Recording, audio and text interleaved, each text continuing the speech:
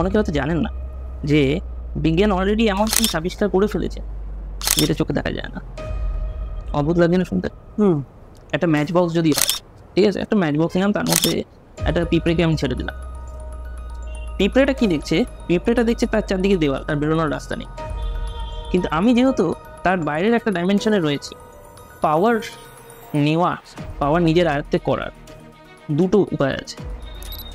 এক হচ্ছে আমি কাউকে সিদ্ধ করলাম, ঠিক আছে, আর দ্বিতীয় হচ্ছে আমি কাউকে বশে করলাম। গোস্ট হচ্ছে ভূত, যে ভালো হতেও পারে, খারাপ হতেও। খারাপ মানে কি, সে ওখানে ধরো আটকে রয়েছে, এবার তার সন্তান সন্ততিরা তাকে ইগনোর করছে, করলোই না, শ্রাদ্ধ করলো না, বা জানে না সে মারা গেছে।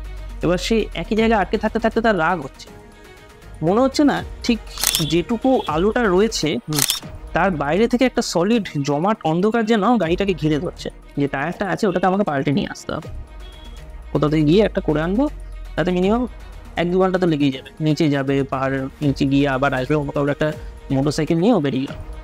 আমি যখন ওপর দিকে দেখছি তখন দেখছি গাছের যে ডালগুলো রয়েছে তাতে ধোয়া মতো কিছু কিছু অবয়ব দাঁড়িয়ে রয়েছে, একদম দাঁড়িয়ে রয়েছে, স্ট্রেট দাঁড়িয়ে রয়েছে, কিন্তু তাদের কোনো মুখ দেখা বা তাদের মানে বডিটাকে যে আলাদা করা যাবে এরকম কোনো উপায় নেই আমাদের কাছে। হ্যালো এভরিওয়ান, চলে এসেছি আবার আজকে একটা নতুন পডকাস্ট ভিডিও নিয়ে। আজকে আমাদের সঙ্গে ছিলেন সব্যসাচীদা। সব্যসাচীদা পেশায় একজন সায়েন্টিস্ট। এছাড়াও ওনারা 3 পুরুষ ধরে অকাল্টিজম প্র্যাকটিস করে আসছেন। আজকে এই ভিডিওতে আমরা ওনার থেকে জানতে পেরেছি যে অনেকেই যারা তন্ত্রবিদ্যা ঠিকমতো না শিখে বা না জেনে তার প্রয়োগ করে ফেলছে, এবং তাতে কি ক্ষতি হতে পারে তার নিজের, তার পরিবারের, এবং যার ওপর প্রয়োগ করছে তার কীরকমভাবে ক্ষতিটা হতে পারে, কতটা ভয়ানক হতে পারে, সেই বিষয়ে কিন্তু আজকে আমরা সব্যসাচীদার থেকে জেনেছি। এবং এই ভিডিওর শেষের দিকে আমরা আরেকটি ভয়ানক হাড় হিম করা সত্যি ঘটনাও জানতে পেরেছি ওনার থেকে। তাই ভিডিওটি স্কিপ না করে পুরোটা দেখতে থাকুন। আর বেশি কথা বাড়াবো না, চলে যাব সোজা ভিডিওতে। দাদা কেমন আছো? ভালো আছে, তোমরা কেমন আছো? এই চলছে। আচ্ছা, তোমার কাছে আসার উদ্দেশ্য হচ্ছে তুমি আমাদের জানিয়েছো যে তুমি তো অ্যাজ এ সায়েন্টিস্ট এবং তুমি একাধারে তন্ত্র বিশারদ। তো তোমার মেন পেশাটা হচ্ছে যে তুমি সায়েন্স নিয়ে, মানে সায়েন্টিস্ট, এবং সেই হিসাবে তুমি কাজটা করো।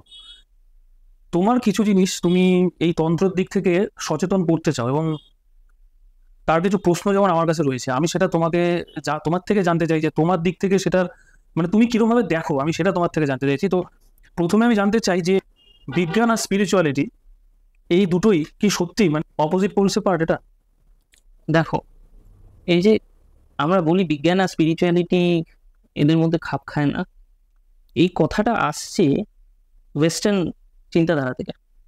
আমাদের যে স্পিরিচুয়াল চিন্তাধারা, যেটা আজ থেকে 5-6 হাজার বছর আগে থেকে চলছে, সেখানে আধ্যাত্মবাদ এবং বিজ্ঞানকে কিন্তু কখনো আলাদাভাবে দেখা হয়নি।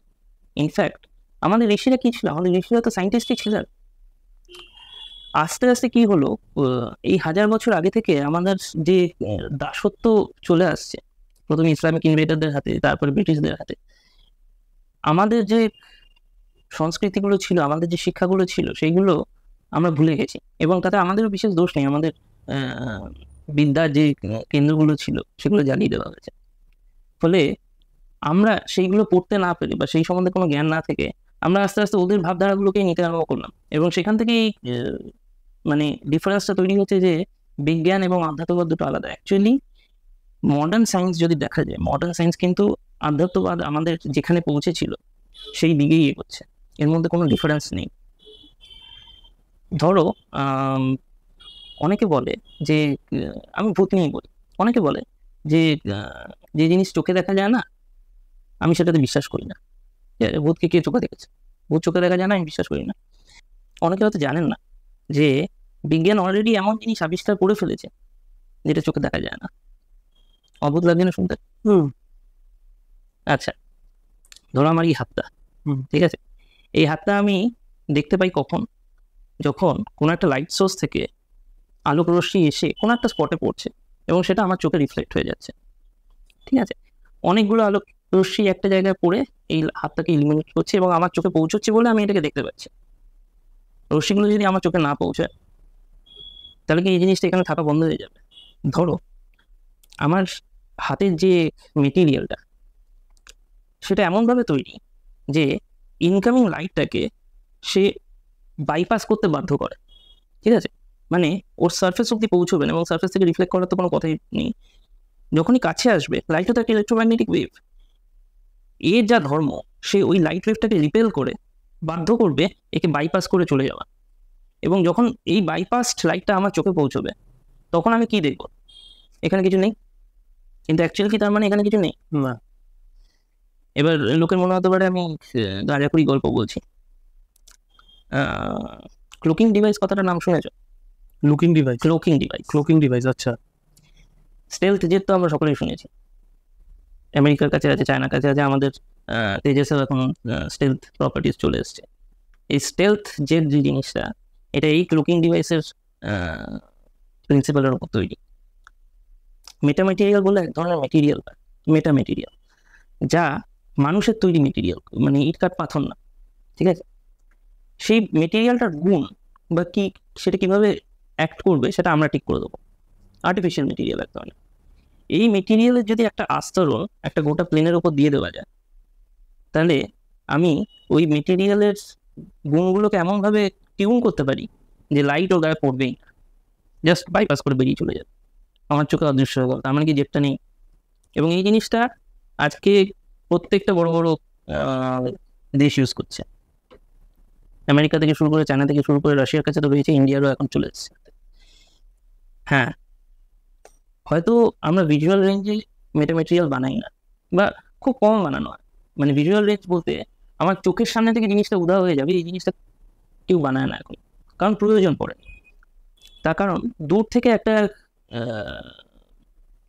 মার্ক 5 বা মার্ক 6-এ যখন একটা জেট আসছে, তখন আমার চোখে সেটা দেখার টাইমটা খুবই কম, কয়েক মিলি সেকেন্ডের মতো। আমি যতক্ষণ না দেখতে পাবো ততক্ষণ আমার চলে এসছে। ফলে ভিজুয়াল রেঞ্জটা আমাদের কাছে অতটা গুরুত্বপূর্ণ নয় মিলিটারি সায়েন্সে। আমাদের কাছে গুরুত্বপূর্ণ হচ্ছে আগে থেকে যে জিনিসটা পূর্বাভাস দিতে পারে যে একটা কিছু আসছে, সেটা হচ্ছে রেডার টেকনোলজি। ওই জন্য দেখবে ইনফ্রারেড রেডার, ইউভি রেডার প্রত্যেকটা জায়গায়, প্রত্যেকটা এয়ারবেসের ইনস্টল করা থাকে, যাতে আগে থেকে আমি আভাস পাই। এই জেটগুলোতে কি করা হচ্ছে, স্টেল জেটগুলোতে, এইগুলোতে ইনফ্রারেড টেকনোলজিকে ওই বাইপাস করার মেটামেটেরিয়াল লাগানো থাকছে, ইউভি টেকনোলজিকে বাইপাস করার মেটামেটেরিয়াল লাগানো থাকছে। ফলে তুমি যতক্ষণ না ওটা ভিজুয়াল রেঞ্জে চলে আসে, ভিজুয়াল রেঞ্জে চলে গেলো মানে মেরে দিল তোমাকে। যতক্ষণ না ভিজুয়াল রেঞ্জে চলে আসছে ততক্ষণ তুমি জানতেই পারবে না ওরা আছে, স্টেল টেকনোলজি। এবার এইটা জানার পরে তুমি আমাকে বললো যে যা আমরা চোখে দেখতে পাচ্ছি না তার মানে কি সেটা নেই? না। এইবার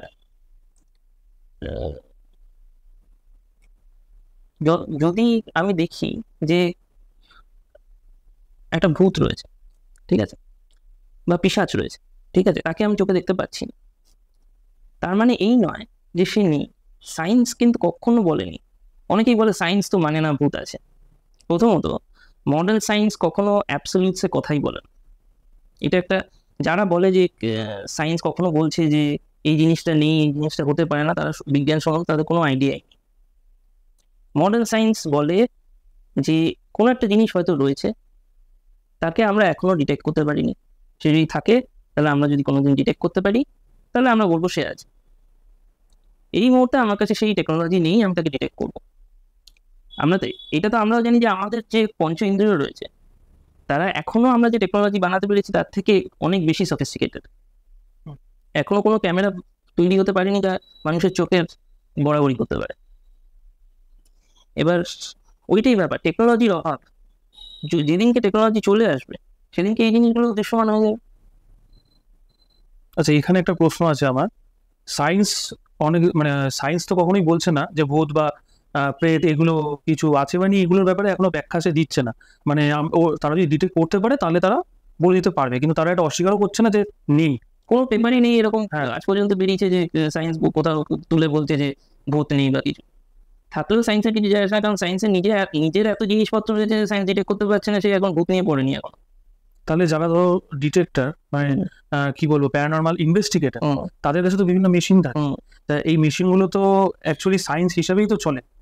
মেশিনগুলো তো বানিয়েছে তো মানে সায়েন্সের দ্বারাই তো তৈরি হয়েছে, তাহলে তারা তো ইনভেস্টিগেট করে বার করছে, তারা তো দেখছে, তারা ফিল করতে পারছে, সেইটাও তো একটা ব্যাপার রয়েছে। সেটা তো সত্যি, সেটা তো এখন সেটা সায়েন্সের কাছে, মডার্ন সায়েন্সের কাছে প্রামাণ্য কিনা। এখন ব্যাপারটা কি বলতো, লোকের মধ্যে এমন ইনগ্রেইনড হয়ে গেছে এই জিনিসটা না, কিছু লোকের মধ্যে, যে এসব কিছু হয় না, পাশ্চাত্য শিক্ষার দরুন এসব কিছু হয় না। এখন যদি পাশ্চাত্য বিজ্ঞানীরা বলেও যে হ্যাঁ এরকম কিছু হয়, তখন এদের মানতে অসুবিধা হবে। এমন একটা সিচুয়েশন তৈরি হয়ে গেছে।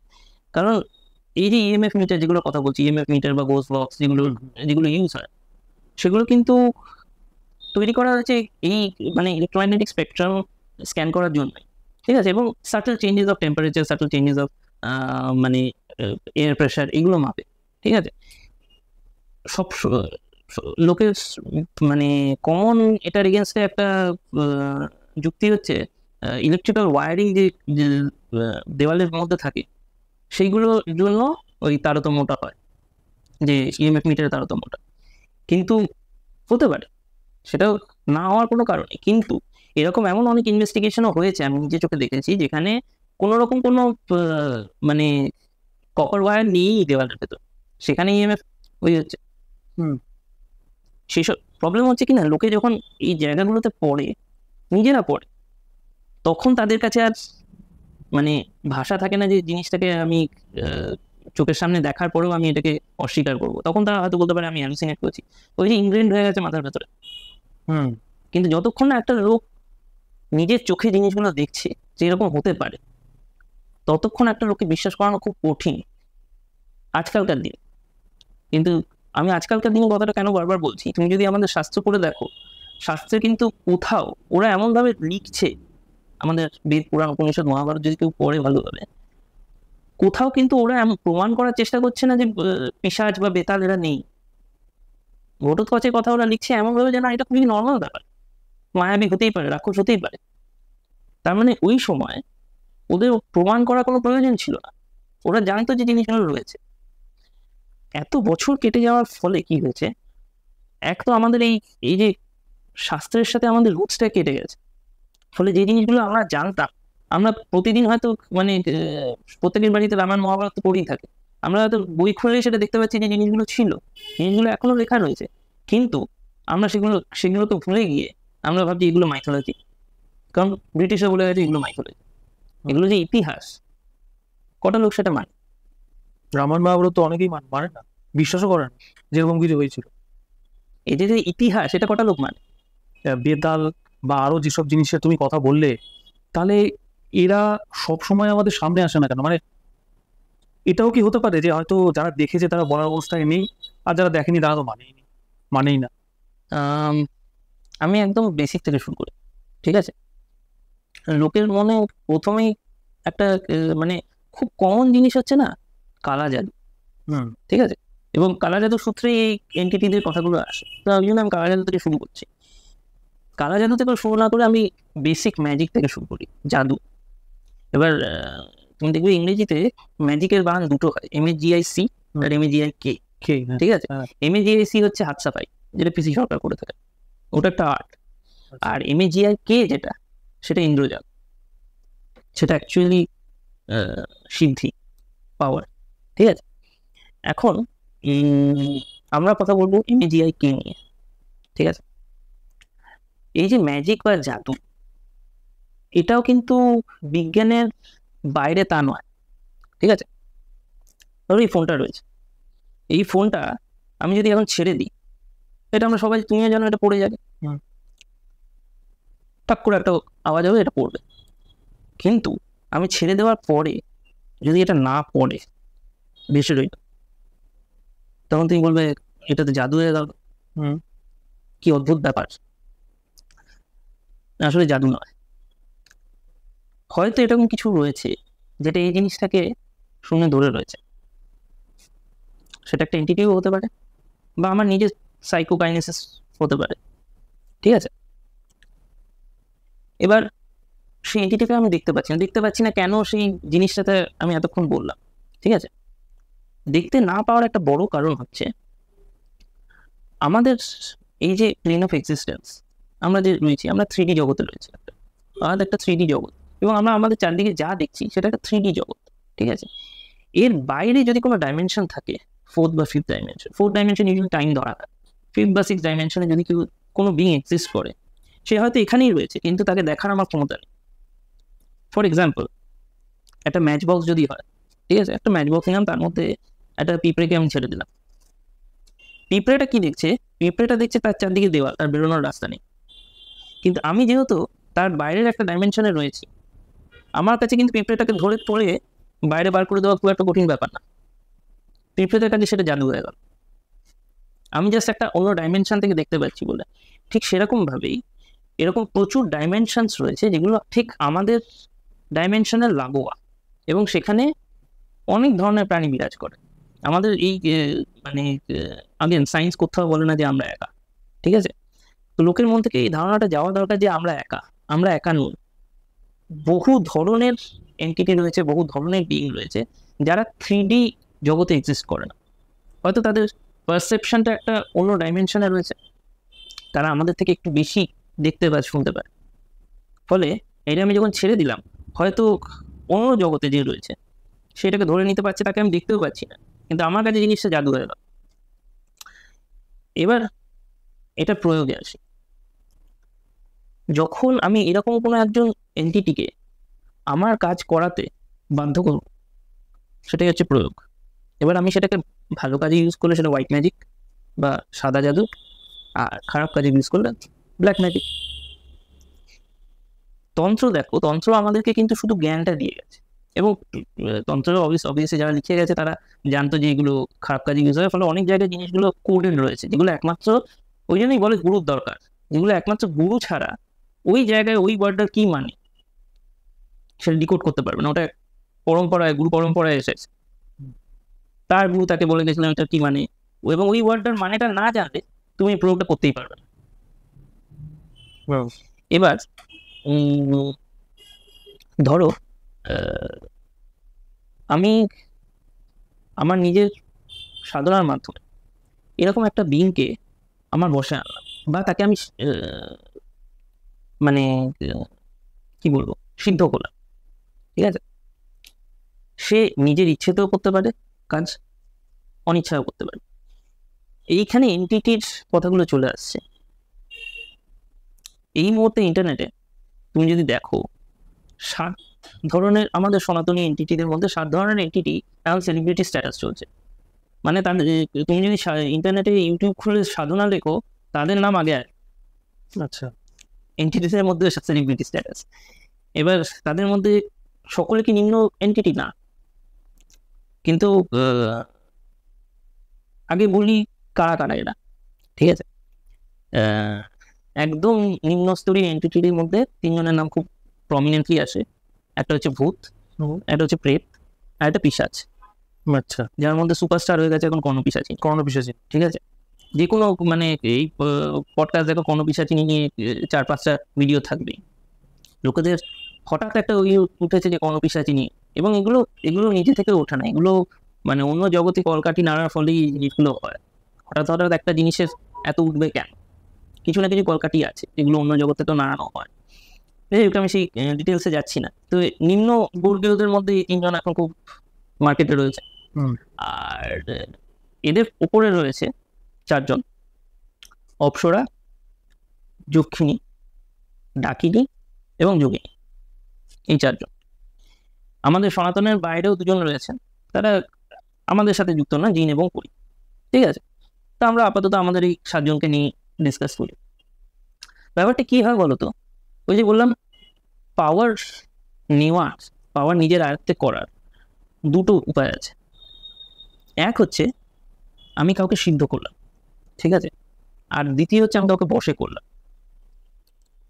দুটোর মধ্যে ডিফারেন্স। হ্যাঁ, সিদ্ধ করার মধ্যে ইউজুয়ালি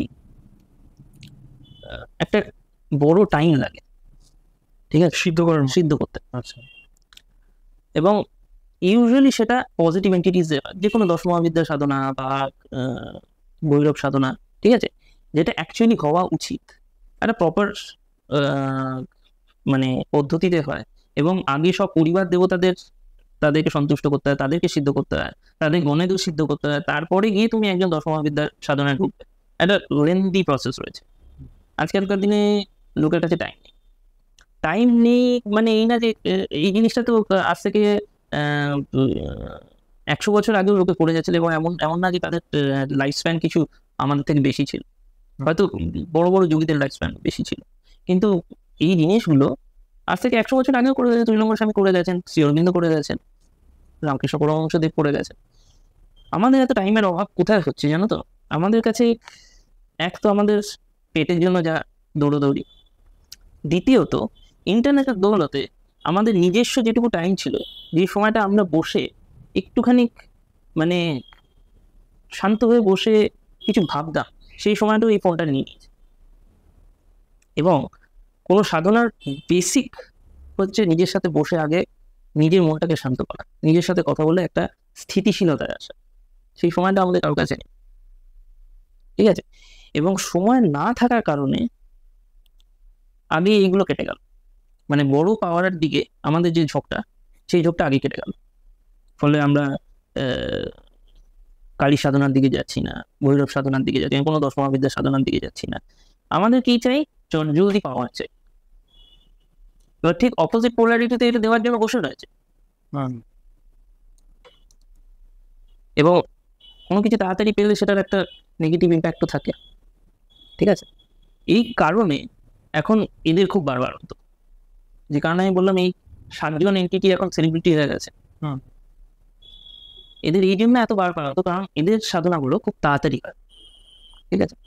এবার আমি এক এক করে আসি, একদম নিচে থেকে যদি আমি আসি, সবচেয়ে ইজিয়েস্ট সাধনা হচ্ছে ভূত বা প্রেত সাধনা, ঠিক আছে? এখন অনেকে বলেন যে ভূত আর প্রেত একই জিনিস। ভূত আর প্রেত আমার এক্সপিরিয়েন্স অনুযায়ী একই জিনিস নয়, থাকলে দুটো আলাদা ওয়ার্ড থাকতো না, ঠিক আছে?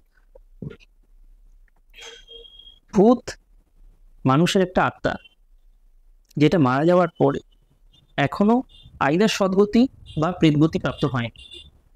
আচ্ছা, একটা ইন্টারমিডিয়েট স্পেসে রয়েছে। কেন রয়েছে তার কারণ থাকতে পারে। মাঝামাঝি বড়। হ্যাঁ, আচ্ছা, মানে কোনো দিকেই কোনো গতি পায়নি, অপরের দিকেও যেতে পারছে না, নিচের দিকেও যেতে পারছে না, আচ্ছা, ঠিক আছে? এবার কেন এই ঘটনাগুলো কেন ঘটে, কেন মানে বেশিরভাগ লোকই তো বেরিয়ে চলে যায়, কেউ ভূত হয় কেন? ভূত হওয়ার কারণটা আমাদের নিজেরই দোষ। আমরা কোনো কিছুর সাথে এমনভাবে নিজেকে জড়িয়ে ফেলি না, আইদার প্রপার্টি বা কোনো মানুষ বা কোনো জিনিস, যে সেটাকে ছেড়ে আমরা যেতে চাই। সেটা কারোর প্রতি ভালোবাসাও হতে পারে, ছেড়ে যেতে চাই, কিন্তু তার মানে আমি প্রেত হয়ে গেলাম তা নয়। এটা হতে পারে যে আমার মানে শ্রাদ্ধ করার কেউ নেই, আমার যে সৎকর্মগুলো রয়েছে সেগুলো ঠিকঠাক করে হয়নি, ফলে আমি ঊর্ধ্বগতিও পাচ্ছি না, অধোগতিও পাচ্ছি না, আমি রয়ে গেছি মাঝখানে। যদি কেউ করে দেয় কাজগুলো, বা যদি আমার কাজগুলো করে দেওয়ার পরেও আমার যে এই মেটেরিয়াল ওয়ার্ল্ডের প্রতি আমার যে একটা অ্যাট্রাকশন রয়ে গেছে, সেটা যদি আমি কাটিয়ে উঠতে পারি, আমি একটা গতি পাবো, আমার কর্ম অনুযায়ী আমি গতি পাবো। ফলে ভূত আর প্রেত এক জিনিস না। এবার প্রেত হলো যাদের গতি হয়েছে এবং অধোগতি হয়েছে, কারণ তারা এমন কিছু কর্ম করে গেছেন জীবনে যে অধোগতিতে তাদের প্রাপ্য ছিল, খুন করেছেন বা যা যা ক্রাইমস হতে পারে। আচ্ছা, তারা প্রেতজনই প্রাপ্ত হয়। ফলে এইখানে ভূতের সাথে একটা ডিস্টিংশন চলে এলো। প্রেত ইজ ইনহেরেন্টলি ইভিল, কারণ ওয়েন দে ওয়ার অ্যালাইভ তখনও তারা ইভিলই ছিল। এই জন্য দেখবে ইংরেজিতেও দুটো কথা আলাদা রয়েছে, গোস্ট আর পোল্টারগাইস্ট বা পোল্টারগাইস্ট, ঠিক আছে? গোস্ট হচ্ছে ভূত, যে ভালো হতেও পারে, খারাপ হতেও। খারাপ মানে কি, সে ওখানে ধরো আটকে রয়েছে, এবার তার সন্তান সন্ততিরা তাকে ইগনোর করলোই না, শ্রাদ্ধ করলো না, বা জানে না সে মারা গেছে। এবার সে একই জায়গায় আটকে থাকতে থাকতে তার রাগ হচ্ছে, তখন কিছু নেগেটিভ প্রভাব পড়তে পারে। নেগেটিভ প্রভাবটা কি তাদের ফ্যামিলির উপর পড়তে, আচ্ছা, বা যেখানে আছে আশেপাশে যদি কোনো কানেকশন থাকে তাদের উপর পড়তে পারে, বা যেখানটা মারা গেছে সে কোনো কেউ অপঘাতে মৃত্যু হয়েছে, ওই জায়গাটায় পড়তে পারে। কিন্তু তার মানেই যে সে প্রেতজনই প্রাপ্ত তা নয়। এখন এটা ডেসক্রিপশন হয়ে গেল, দুটো এন্টিটিকে আমি আলাদা করে দিই। এই দুটো, এই লিস্টটার মধ্যে, এই 7 লিস্টের মধ্যে এই দুজনই রয়েছে যারা মনুষ্য আত্মা থেকে তৈরি হয়, তারা ইনহেরেন্টলি মানুষ ছিল আগে। আচ্ছা, ঠিক আছে? এবার ভূত সাধনায় কি হয়, ভূত সাধনা প্রবলেমটা হলো তুমি এমন একজনকে আটকে রাখছো তোমার কাছে, তাকে দিয়ে তোমার কাজ করাচ্ছ, যে হয়তো আরেকটু হলে তার কোনো একটা গতি হয়ে যেত, সদ্গতি বা নিম্নগতি কোনো একটা গতি হতো তার। তুমি যেহেতু তাকে আটকে রেখেছো, তোমার সাধনা দিয়ে তাকে বশ করে রেখেছো বা কিছু করছো, ওই যে বোতলে করে ভূত ভরে রাখে অনেকেই আমরা শুনেছি, অনেক কাপালিকি করে থাকেন, এবং তাদেরকে দিয়ে কাজগুলো 5 মাস কাটানো, স্পিরিচুয়াল ওয়ার্ল্ডের 5 মাস কাটানো। তার ফলে কি হচ্ছে, হয়তো ভূতটা সেই পাওয়ারটা নেই যে তোমাকে এই মুহূর্তে তার কোনো প্রতিশোধ নেবে, কিন্তু কর্মের দিক থেকে তুমি মারাত্মকভাবে ফেসে গেলে, কারণ এটা মরালি খুবই নিম্ন স্তরের কাজ। একটা বিইং যার গতি হতো, তুমি তার গতিটাকে আটকে দিলে, এবং এইটা পরে কালচক্রে যখন ঘুরে আসবে, তখন এরকম কোনো একটা বার্থ আসবেই আসবে যেখানে the rules will be reversed. ও কোনোদিন গতিপ্রাপ্ত হবে এবং তোমাকে ভূতটা বশ করবে। আচ্ছা, তো এই যে আমি বলছি কেন এগুলো করা উচিত না, ইন্টারনেট থেকে ধরে বা কারোর কথা শুনে এই সাধনাগুলো কেন করা উচিত না, তার কারণগুলো বলছি। ভূতের কারণটা বোঝা গেল। প্রেতের ব্যাপারটা একদম অন্যরকম। প্রেত যেহেতু একটা জনি, ঠিক আছে, সে হয়তো কোনো এক সময় মনুষ্য আত্মা ছিল, কিন্তু এখন সে প্রেত জনি প্রাপ্ত হয়েছে, সে একটা অন্য বিইং হয়ে গেছে, তার নিজস্ব কিছু পাওয়ার্স রয়েছে, ঠিক আছে। এবং ভূতের থেকে ইউজুয়ালি তাদের পাওয়ার একটু বেশি। পাওয়ার বলতে আমি এখানে কি বলছি, পাওয়ার বলতে যেগুলো কমন হতে, এই তিনজনের মধ্যে কমন, ভূতের পক্ষে একটু কম, প্রেত এবং পিশাচের পক্ষে খুবই কমন এই পাওয়ারগুলো। এক হচ্ছে সাইকোকাইনেসিস, মানে কোনো জিনিস এখানে পড়ে রয়েছে, এটাকে তুলে আছাড় মেরে ভেঙে দেওয়া, আচ্ছা, দরজা জানলা দুম দুম করে বন্ধ করা, ঠিক আছে। আর খুব রেয়ারেস্ট অফ রেয়ার কেসেস আসে পজেশনের, যেখানে প্রেতটা কারোর উপর ভর করছে। খুব রেয়ার কেস, মানে বেশি, তুমি যদি দেখো 100টা কেসের মধ্যে ধরো 70টা কেস পজিশনের নয়, যেগুলো দেখে মনে হয় আপাতত সাথে পজিশন, সেগুলো পজিশনের নয়, সেগুলো মানসিক বিকারের, কিছু না কিছু কারণে মানসিক বিকার হচ্ছে কত লোকের। কিন্তু বাকি যে কেসগুলো খুবই কম, সেইগুলোতে জেনুইন পজিশনের কেস। এবং পজিশন করতে গেলেও একটা প্রেতের প্রচুর টাইম দরকার পড়ে। একটা জায়গায় একটা প্রেত যদি বহুদিন ধরে থাকে, যে কারণে দেখবে যে যখনই এরকম সাইটিং হয় বা কিছু হয়, হঠাৎ ঘরের টেম্পারেচার নেমে যায়, কারণ এরা এনার্জিটাকে খুব সাক করে। ধরো কোনো কাজ করতে যাবে, এদের এনার্জি প্রচুর প্রয়োজন, এবং ঘরে যে অ্যাম্বিয়েন্ট টেম্পারেচার রয়েছে, সেই টেম্পারেচার থেকে ওরা ফিটটাকে সাক করে না, একটা ফর্ম অফ এনার্জি, সেইটাকে দিয়ে ওরা কোনো একটা কাজ করলো, এবং অটোমেটিক্যালি ঘরের টেম্পারেচারটা নেমে গেল। লাইট ফ্লাকচুয়েট করা, ইলেকট্রিক্যাল এনার্জি থেকে টানছে, কম পড়ছে বলে লাইটটা ফ্লাকচুয়েট করে। প্রত্যেকটা সাইন্টিফিক জিনিস আমরা জাস্ট মানে তুলিয়ে ভাবি না বলে আজকাল এই জিনিসটা পেয়েছে, সায়েন্স কিছু মানে না, প্রত্যেকটা জিনিসের পেছনে একটা সাইন্টিফিক কারণ রয়েছে। এবার ধরো, যেহেতু প্রেত ভূতের থেকে একটু বেশি পাওয়ারফুল, তুমি যে মুহূর্তে একটা প্রেতকে দিয়ে সিদ্ধ করলে, তুমি একটা প্রেত, ঠিক আছে, প্রেতকে দিয়ে যখন তুমি কাজ করাতে আরম্ভ করবে, ঠিক আছে, হয়তো তোমার সেই মুহূর্তে যা পাওয়ার আছে ওই প্রেতটা কিছু করতে পারছে না, কিন্তু ও আস্তে আস্তে পাওয়ার জড়ো করছে। কোনো একদিন যদি এমন হয় যে তুমি কোনো একটা মন্ত্রে স্লিপ করলে, বা তোমার পাওয়ার কোনো সময় কমে গেল, তখন ইমিডিয়েট ব্যবসা শুরু প্রেতের দিক থেকে। ওই জন্য বলো না, প্রেত সাধনা করতে গিয়ে মারা গেছে বা কিছু। যখনই পাওয়ার ডিফারেন্সিয়ালটা ওর পক্ষে চলে যায়, তখন ও তোমার কথা মানবে না। ওই, এবং সাধারণ মানুষের কাছে তো সেই পাওয়ার ডিফারেন্সিয়াল কেন, মানে তার নখের যোগ্য তারা, যারা প্রথম ইউটিউব থেকে দেখে আরম্ভ করছে, একটা ইউজুয়ালি এই জিনিসগুলো তো আমাদের কনসেপ্ট দেওয়া রয়েছে।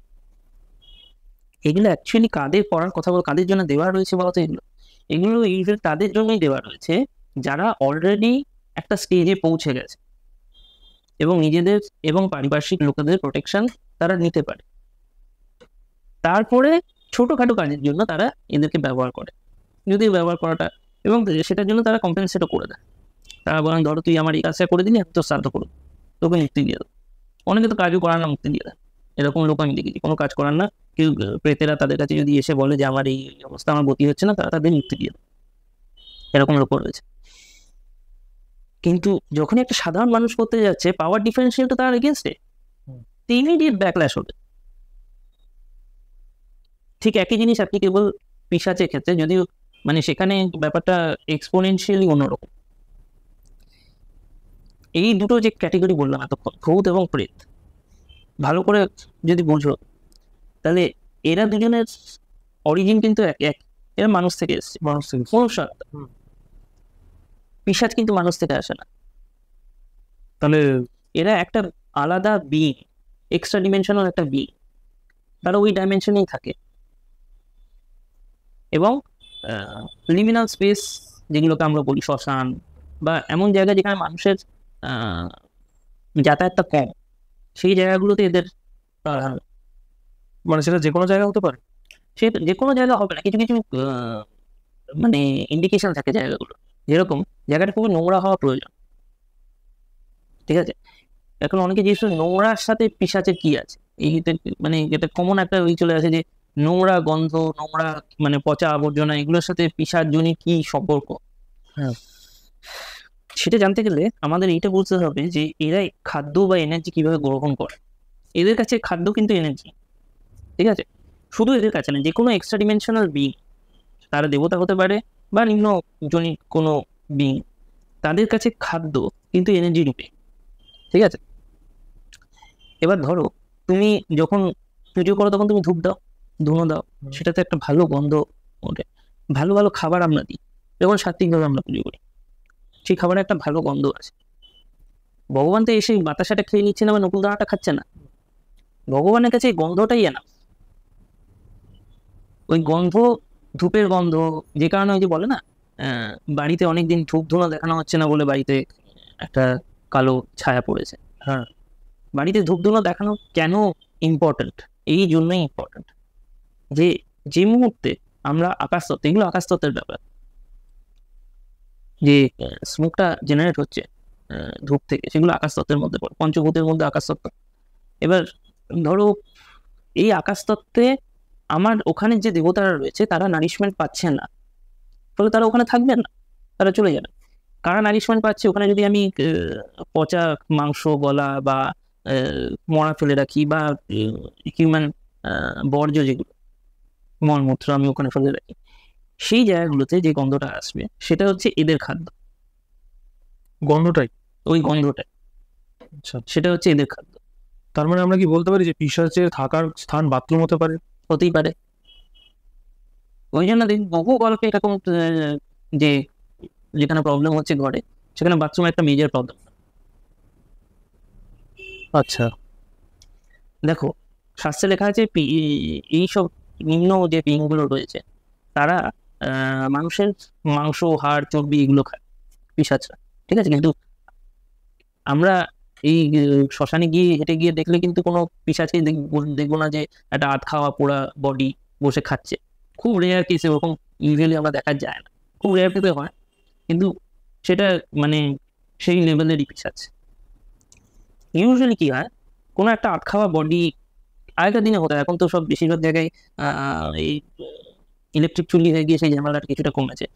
মানে আধ পোড়া বডি পুরো টেনে যদি নিয়ে চলে গেল, ঠিক আছে, সেগুলো পচছে গিয়ে কোথাও একটা, ওই গন্ধটা থেকে ওরা এনার্জি পায়, ওই জন্য ওই স্পেসগুলো ইনহ্যাবিট করে। এবং অদ্ভুত ব্যাপার কি দেখো, ভগবানের সৃষ্ট জীব আমরা, ওরা, এবং দে আর নট ইনহেরেন্টলি ইভিল। কেন বলছি? ওদের ধর্মই ওটা। আমরা যেটাকে ইভিল বলছি তার ওদের ধর্মই হচ্ছে ওই রকম ভাবে ব্যবহার করা। তুমি যদি মহাভারত খুলে দেখো, এই পিশাচরা পাণ্ডবদের পক্ষ থেকেও লড়েছিল, কৌরবদের পক্ষ থেকেও লড়েছিল। পাণ্ডবদের পক্ষে এরা ঘটোৎকচের আন্ডারে লড়েছিল, ঘটোৎকচের আর্মির একটা মেজর পার্ট পিশাচ ছিল। আর কৌরবদের পক্ষে আলম্বুস বলে একটা যোদ্ধা ছিল, সেও ঘটোৎকচের মতো মায়াবী ছিল, তার আন্ডারে পিশাচরা লড়েছিল। ফলে পিশাচরা দু সাইড থেকেই লড়েছে। তার মানে এই না যে পিশাচরা এই এদিকের পিশাচরা ভালো, ওদিকের পিশাচরা খারাপ, যে যেভাবে চালনা করেছে ওটা ওদের নেচার, ওরও এরকম জায়গায় থাকতে ভালোবাসে। এবার ধরো একটা লোক পিশাচ সাধনা করছে, তারপরে দাদা একটা জিনিস জিজ্ঞেস করতে চাই, এখানে তোমাকে থামাচ্ছি, সেটা হচ্ছে পিশাচ তাহলে মানে এরকম কি কোনো সলিড মানে দেখতে পাওয়া যায়, নাকি ভূত বা প্রেতের মতন কোনো এন্টিটি, মানে জাস্ট কোনো ধোয়ার মতো হাওয়ার মতন এরকম? ধোয়ার মতো হতে পারে, ওই ডিপেন্ড করছে যে এনার্জি বললাম, এই ডাইমেনশনে ওদেরকে যদি শরীর ধারণ করতে হয় তাহলে ওদেরকে সেই রকম এনার্জি ইনটেক করতে হবে। অনেক দিন ধরে একটা জায়গায় যদি একটা পিশাচ থাকে বা সে আটকে রয়েছে কোনোভাবে, বা ওইটাই তার স্থান, তাহলে অনেকে বলবে না এই জায়গাটা যাস না, এখানে দেখা যায়। ওইখানে অনেক দিন ধরে ইনহ্যাবিট করতে করতে করতে করতে করতে বা ধরো প্রায় 1000 বছর ধরে সে ওখানে রয়েছে, বা তারও বেশি ধরে রয়েছে, সেখানে মানুষের পা পড়ে না, ওই মরা ফড়া ছেড়ে দিয়ে চলে আসে বা নদীর চরে মরা এসে ওখানে আটকে যায়, আগেকার দিনে হতো। তো ও কি করছে, ওই এনার্জিটা ও কনস্ট্যান্ট গেইন করে যাচ্ছে, তো ফলে তার প্রচুর এনার্জি হয়ে গেছে, সে যখন চাইবে সে শরীর ধারণ করতে পারবে ওই এনার্জিটা দিয়ে। ওই যে E=mc², হ্যাঁ, এনার্জিকে ম্যাটারে কনভার্ট করা, এটা খুব একটা কঠিন ব্যাপার নয়। আমরা বাবাজি মহারাজের নাম সবাই শুনেছি, ঠিক আছে? বাবাজি মহারাজ পণ নিয়েছেন, উনি মানে যতদিন না এই জগৎটা শেষ হবে ততদিন উনি দেহ ছেড়ে যাবেন না। কিন্তু এই যে দেহর কথা বলছেন, এই দেহটাকে উনি যে দেহ নিয়ে জন্মেছিলেন তা নয়। এটা আমরা যদি অটোবায়োগ্রাফি অফ এ যোগী পড়ি, সেখানে ক্লিয়ারলি মেনশন আছে, এনারা যখন চান, হায়ার যারা যোগী রয়েছেন, তারা যখন চান তখন দরকার পড়লে চারদিকে যা অ্যাম্বিয়েন্ট এনভায়রনমেন্ট আছে এবং যে এনার্জি রয়েছে, সেই এনার্জিটাকে ম্যাটারে কনভার্ট করে শরীর ধারণ করে নিতে পারে, এবং সেটা টেম্পোরারি শরীর। এই জন্য একটা যোগীকে একটা লোককে একই সময় দুটো জায়গা দেখছে, কি করে হয়? কারণ কনসিয়াসনেসটা এক, সে দুটো জায়গায় দুটো বডি তৈরি করে নিয়েছে। হায়ার লেভেলে গিয়ে না এগুলো খুব একটা মানে আমাদের কাছে জিনিসগুলো অসম্ভব মনে হয়, খুব একটা কঠিন ব্যাপার। ফলে এরা তো পজিটিভের দিকে, নেগেটিভ লোকেরাও বা নেগেটিভ এন্টিটিরা ওই জিনিসটা করতে পারে। ওই জন্য তুমি যে বলছো মাঝে মাঝে পিশাচ বা প্রেত যে বডি ধারণ করে, সেটা অনেক দিন ধরে অনেক এনার্জি যদি তাদের কাছে জমে যায়, তারা যদি গেইন করতে সক্ষম হয়, ওই পাওয়ার প্রচন্ড পাওয়ারফুল হয়ে গেছে, যখন যা ইচ্ছে করতে পারে। ওই যে যখন দেখবে পিশাচের একটা মেইন প্রবলেম হয়, মানে one of the most distinguishing things যেখানে একটা পিশাচ এফেক্ট করছে প্রেতের থেকে আলাদা, সেটা হচ্ছে বাড়িতে চুল লোক পাওয়া যাবে, পাওয়া যাবে এবং মুখের আঁচড়ের দাগ পাওয়া যাবে। মানে যদি কোনো বাড়িতে পিশাচ থাকে, আচ্ছা, নখের আঁচড়ের দাগ পাওয়া যাবে।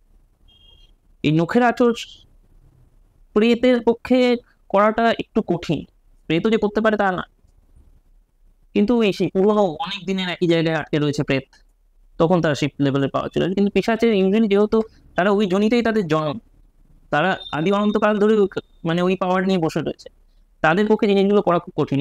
এই মানে তুমি বুঝতে পারছো, একটা অন্য ডাইমেনশনের বিং সেই ডাইমেনশনে হাত বাড়িয়ে গায়ে আঁচড় কেটে দিচ্ছে, তার হাতটা হয়তো দেখা যাচ্ছে না, এফেক্টটা দেখা যাচ্ছে, তার এতটা এনার্জি রয়েছে। আমি এখন পারবো না অন্য ডাইমেনশনে তার কিছু করতে, পারবো না তো, না, পারতে গেলে ওই সেই তন্ত্রবিদ্যা লাগে, এমন একটা কিছু যেটা দিয়ে, বা এমন একজন এন্টিটি আমার ফরে রয়েছে যাকে আমি বলতে পারি যে ওই ডাইমেনশনে গিয়ে এর একটা প্রতিকার করবো, বা আমার নিজের কোনো সিদ্ধি রয়েছে যাতে আমি ওই ডাইমেনশনে এই ডাইমেনশন থেকে বসে তার একটা প্রতিকার করতে পারছি। এবার এই তিনজনের ব্যাপার হয়ে গেল, এটা হচ্ছে লোয়ার তিনজনগুলো। এবার আমরা হায়ার দিকটায় যাচ্ছি, কে রয়েছে? অপ্সরা, যক্ষিণী, ডাকিনী এবং যোগী। ঠিক আছে, এদের মধ্যে মানে এই 7 জনের মধ্যে সবচেয়ে সেফ যদি কেউ থাকে সে হচ্ছে অপ্সরা, সেফেস্ট অফ অল সাধনা অপ্সরা। অপ্সরাদের ব্যাপার, অপ্সরারা কি আমরা সবাই জানি, ইন্দ্রসভার যারা নর্তকী রয়েছেন, এবং তারা শুধু নর্তকী না, তারা নৃত্যগীতে প্রতিবেশী। ঠিক আছে, এরাও এক ধরনের এক্সট্রা ডিমেনশনাল বিং, এবং এরা কিন্তু অমর নয়, এদের লাইফ স্প্যানটা মানুষের থেকে অনেক বেশি লম্বা, দেখতে অসাধারণ। ঠিক আছে, এবার তুমি বলবে যে তাহলে তো এদের সাধনা করার কোনো প্রবলেম নেই।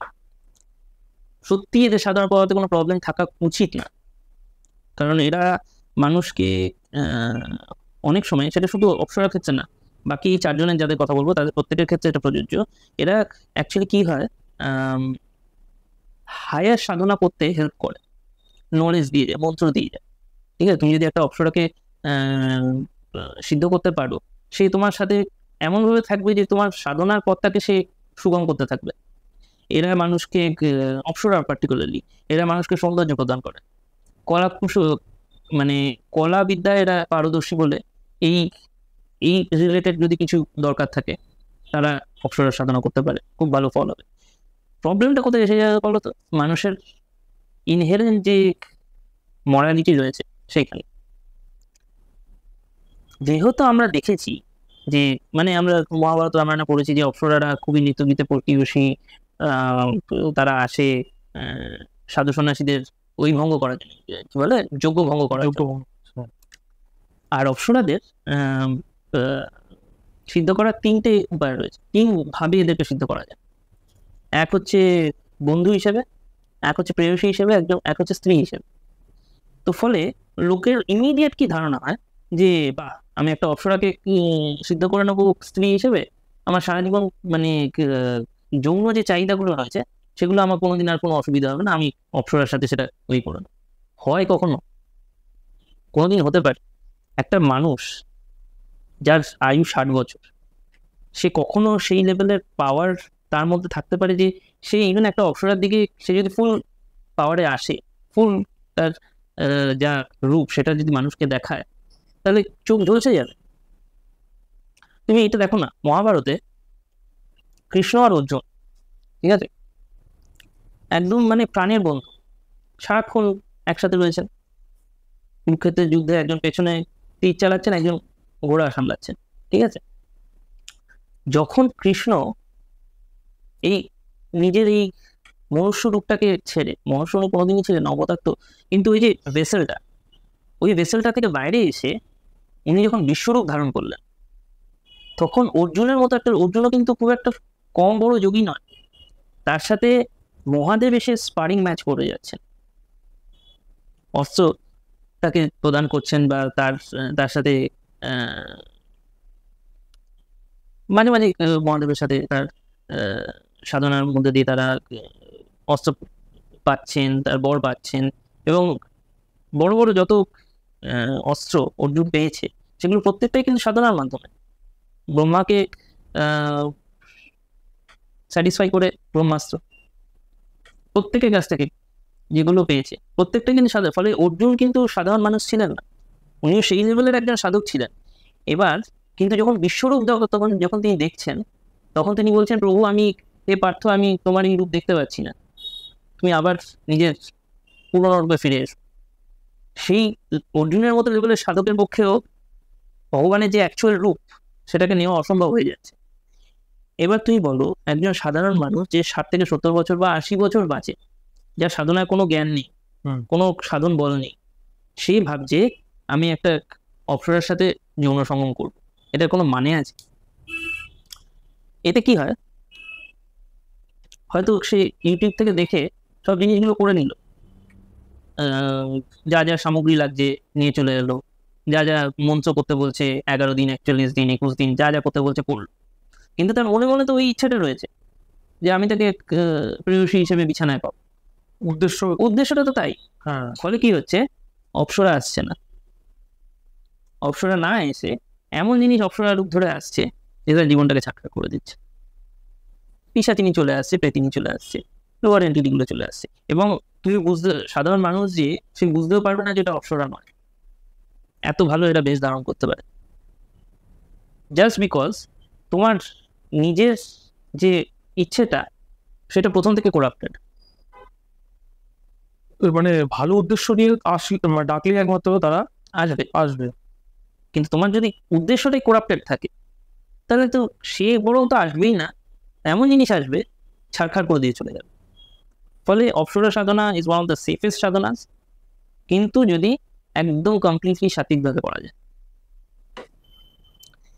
অপ্সরার ঠিক ওপরে পাওয়ারটা একটু বেশি যক্ষিণী, কিন্তু অপ্সরা কিন্তু খুব সৌম্য, ঠিক আছে।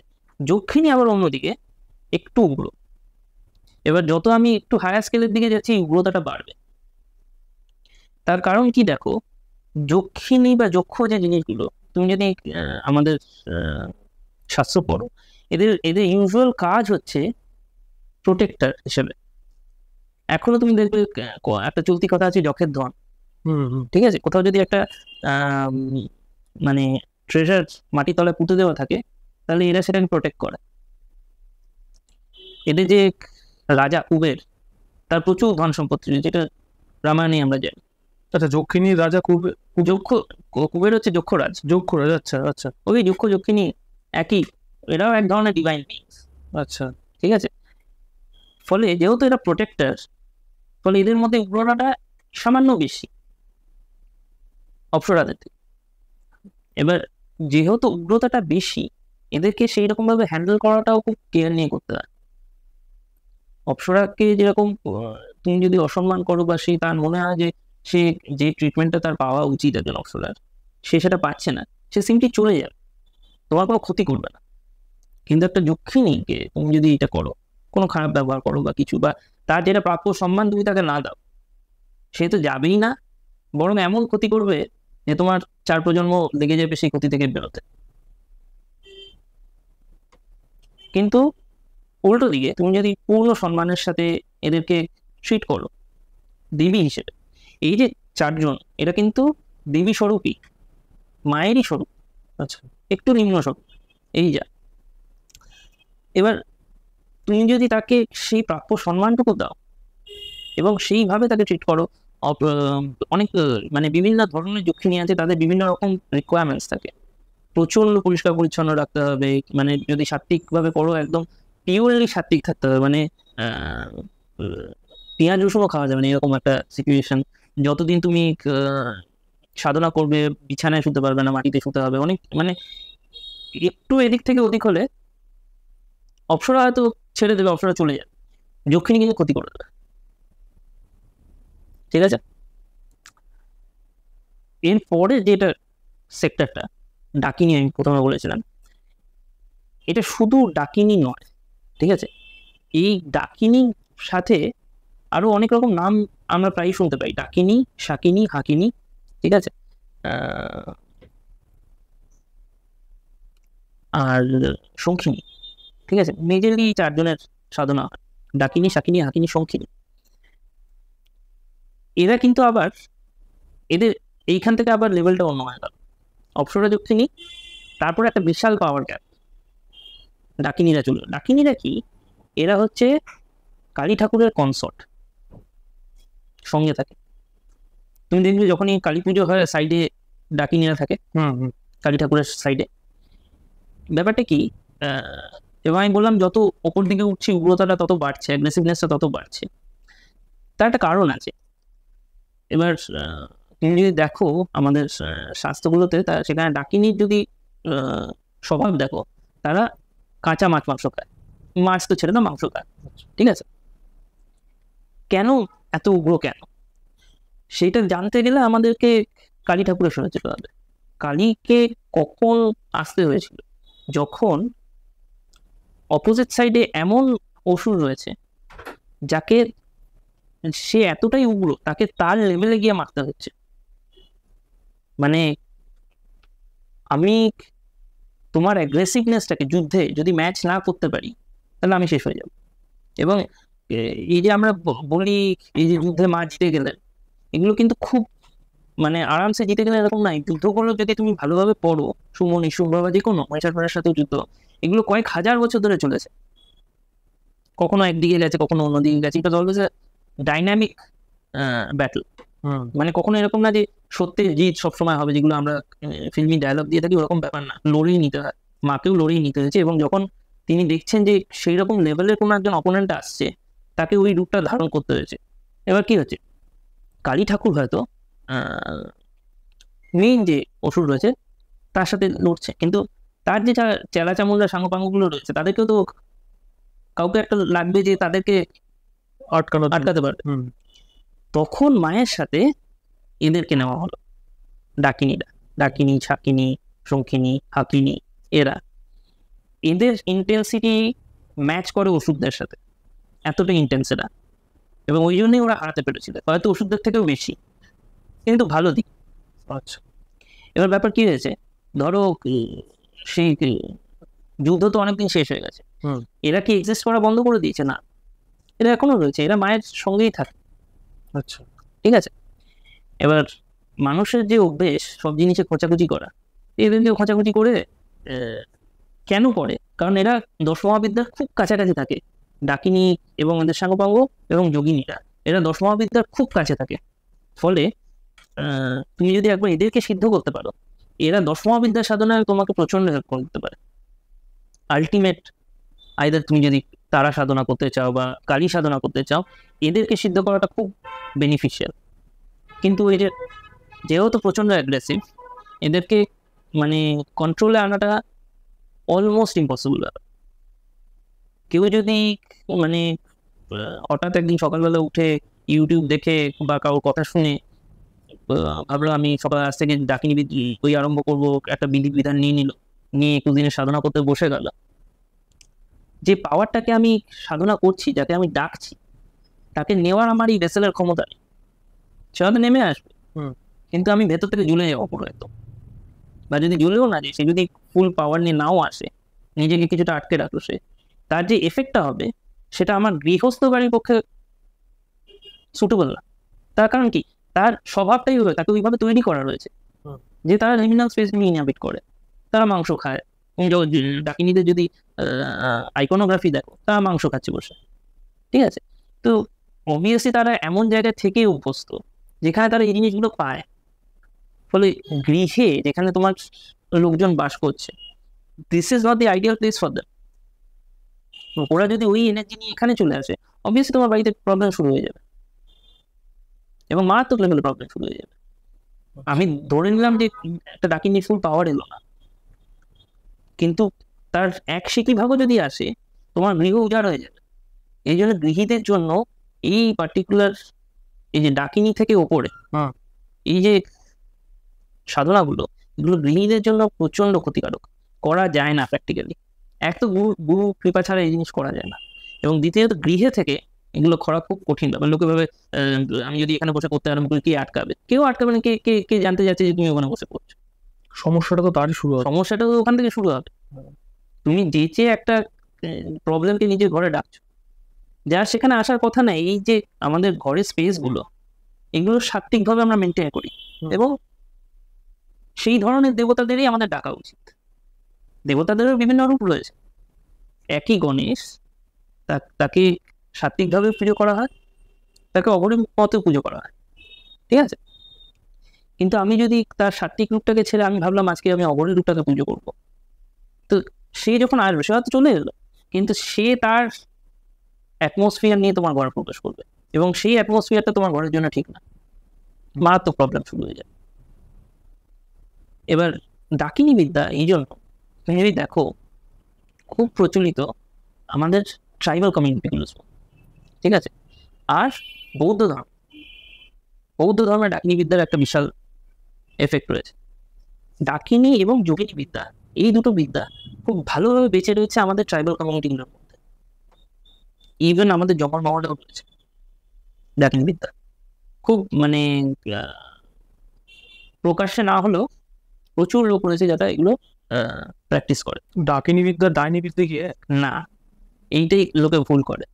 ডাকিনী আর ডাইনি এক জিনিস নয়। ডাইনি is a completely negative entity.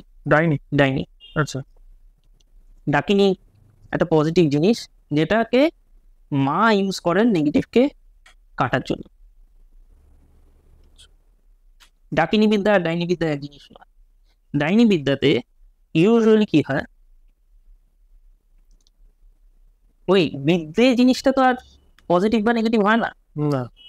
এর প্রয়োগ যেগুলো হয় সেইগুলো বেশিরভাগ ক্ষেত্রে যেটার দিকে যায় সেই অনুযায়ী বিদ্যাটার নাম হয়ে যায়। ঠিক আছে, এখন তুমি দেখো যারা ডাইনি বিদ্যা প্র্যাকটিস করে, ঠিক আছে, তাদের প্রয়োগগুলো তুমি যদি দেখো ইউজুয়ালি নেগেটিভের দিকে।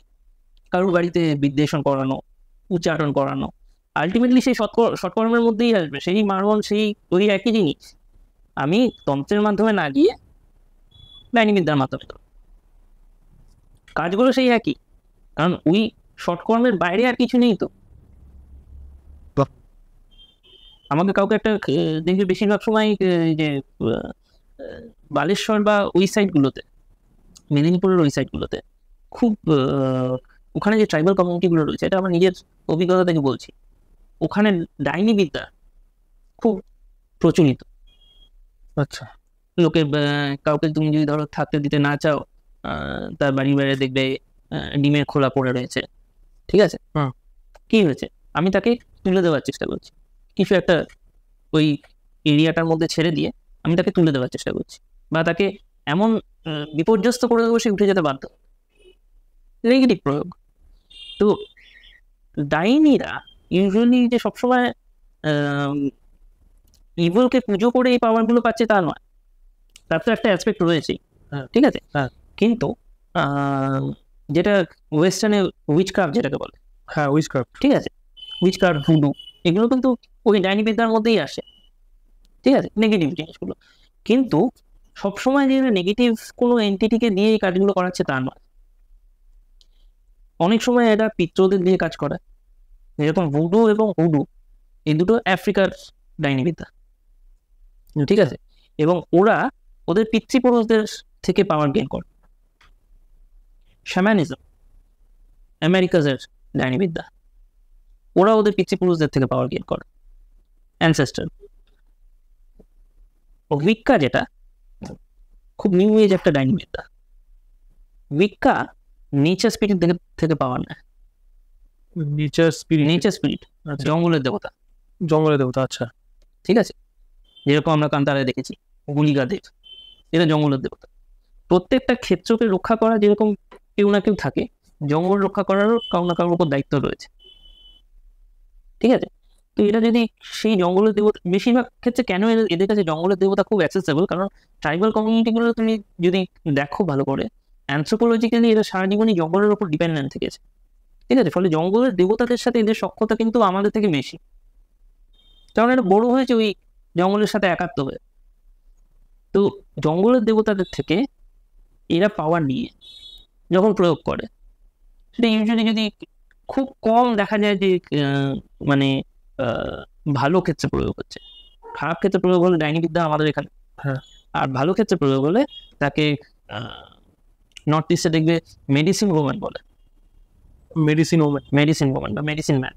মানে তখন কি হয়, লোকে জানে যে এর কাছে ওই বিদ্যাটা রয়েছে, কিন্তু ভালো ক্ষেত্রে ইউজ করে। তখন তারা কি করে, ইউজুয়ালি কোথায় প্রয়োগ করে, তুমি ধরো অসুস্থ হয়ে গেল জঙ্গলের ভেতরে, যে ট্রাইবাল কমিউনিটিগুলো থাকে, নর্থ ইস্টের কথা বলছি, তারা এই মেডিসিন ম্যানদের কাছে আছে, তারা ঝাড়ফুঁক করে অসুস্থ সারিয়ে দিতে পারে। আচ্ছা আচ্ছা আচ্ছা, হ্যাঁ, এগুলো তো গ্রামের দিকেও তো দেখতে পাওয়া যায়, ডাইনি বিদ্যারই প্রয়োগ, কিন্তু মেডিসিনের প্রয়োগ। আচ্ছা, তার মানে সেটাকে আবার তো নেগেটিভ বলতে পারি? সেটা নেগেটিভ, কিন্তু তাদেরকে আবার ডাইনিও বলছে না, তাদেরকে ডাইনিও বলছে। আচ্ছা দাদা, ভূত, প্রেত, আত্মা এগুলো যদি সত্যি তো আছে, এটা তো বিজ্ঞানও, তুমি যেটা ব্যাখ্যাটা দিলে, তো ব্যাপারটা হচ্ছে যে অনেক সময় দেখা যায় যে খুন করা হলো, তো একজন ব্যক্তি একজনকে খুন করলো, খুন করার পরে সে হয়তো কোনোভাবে মুক্তি পেলো না, তার আত্মাটা রয়ে গেল, তাহলে সে তাহলে এই প্রতিশোধটা কেন নিতে পারে না? নিতে পারে না এটা বলাটা ভুল হবে।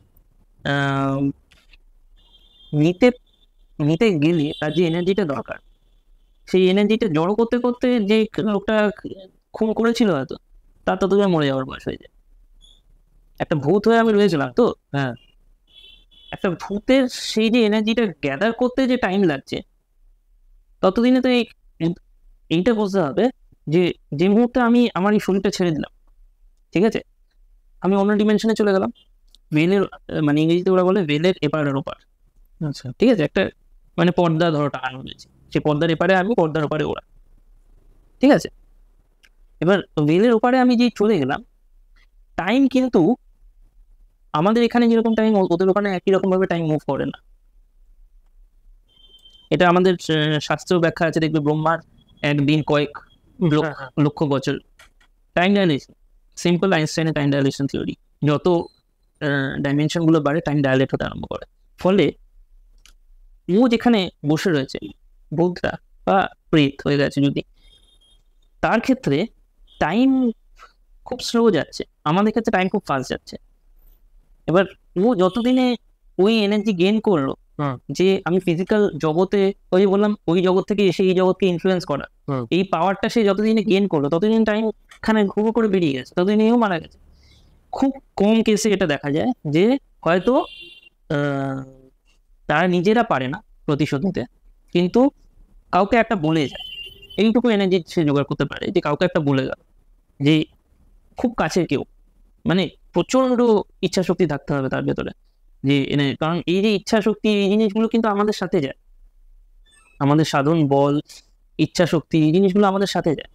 তো ফলে কাউকে যদি একটা এইভাবে খুন করা হয়, তার যদি প্রচন্ড ইচ্ছা শক্তি থাকে, সে যদি সেই রকম ভাবে এনার্জি গেইন করতে পারে যে আমি কাউকে একটা বলে গেলাম, কাউকে একটা ভিশন দেখিয়ে গেলাম, কাউকে ড্রিমের মধ্যে দিয়ে আমি বলে গেলাম, এটা খুব কমন, স্বপ্নের মধ্যে কাউকে একটা মেসেজ দিয়ে যাওয়া, ঠিক আছে, সে সেটা করতে পারে। স্বপ্নটা ইউজুয়ালি ওদের কাছে খুব ইজি আছে।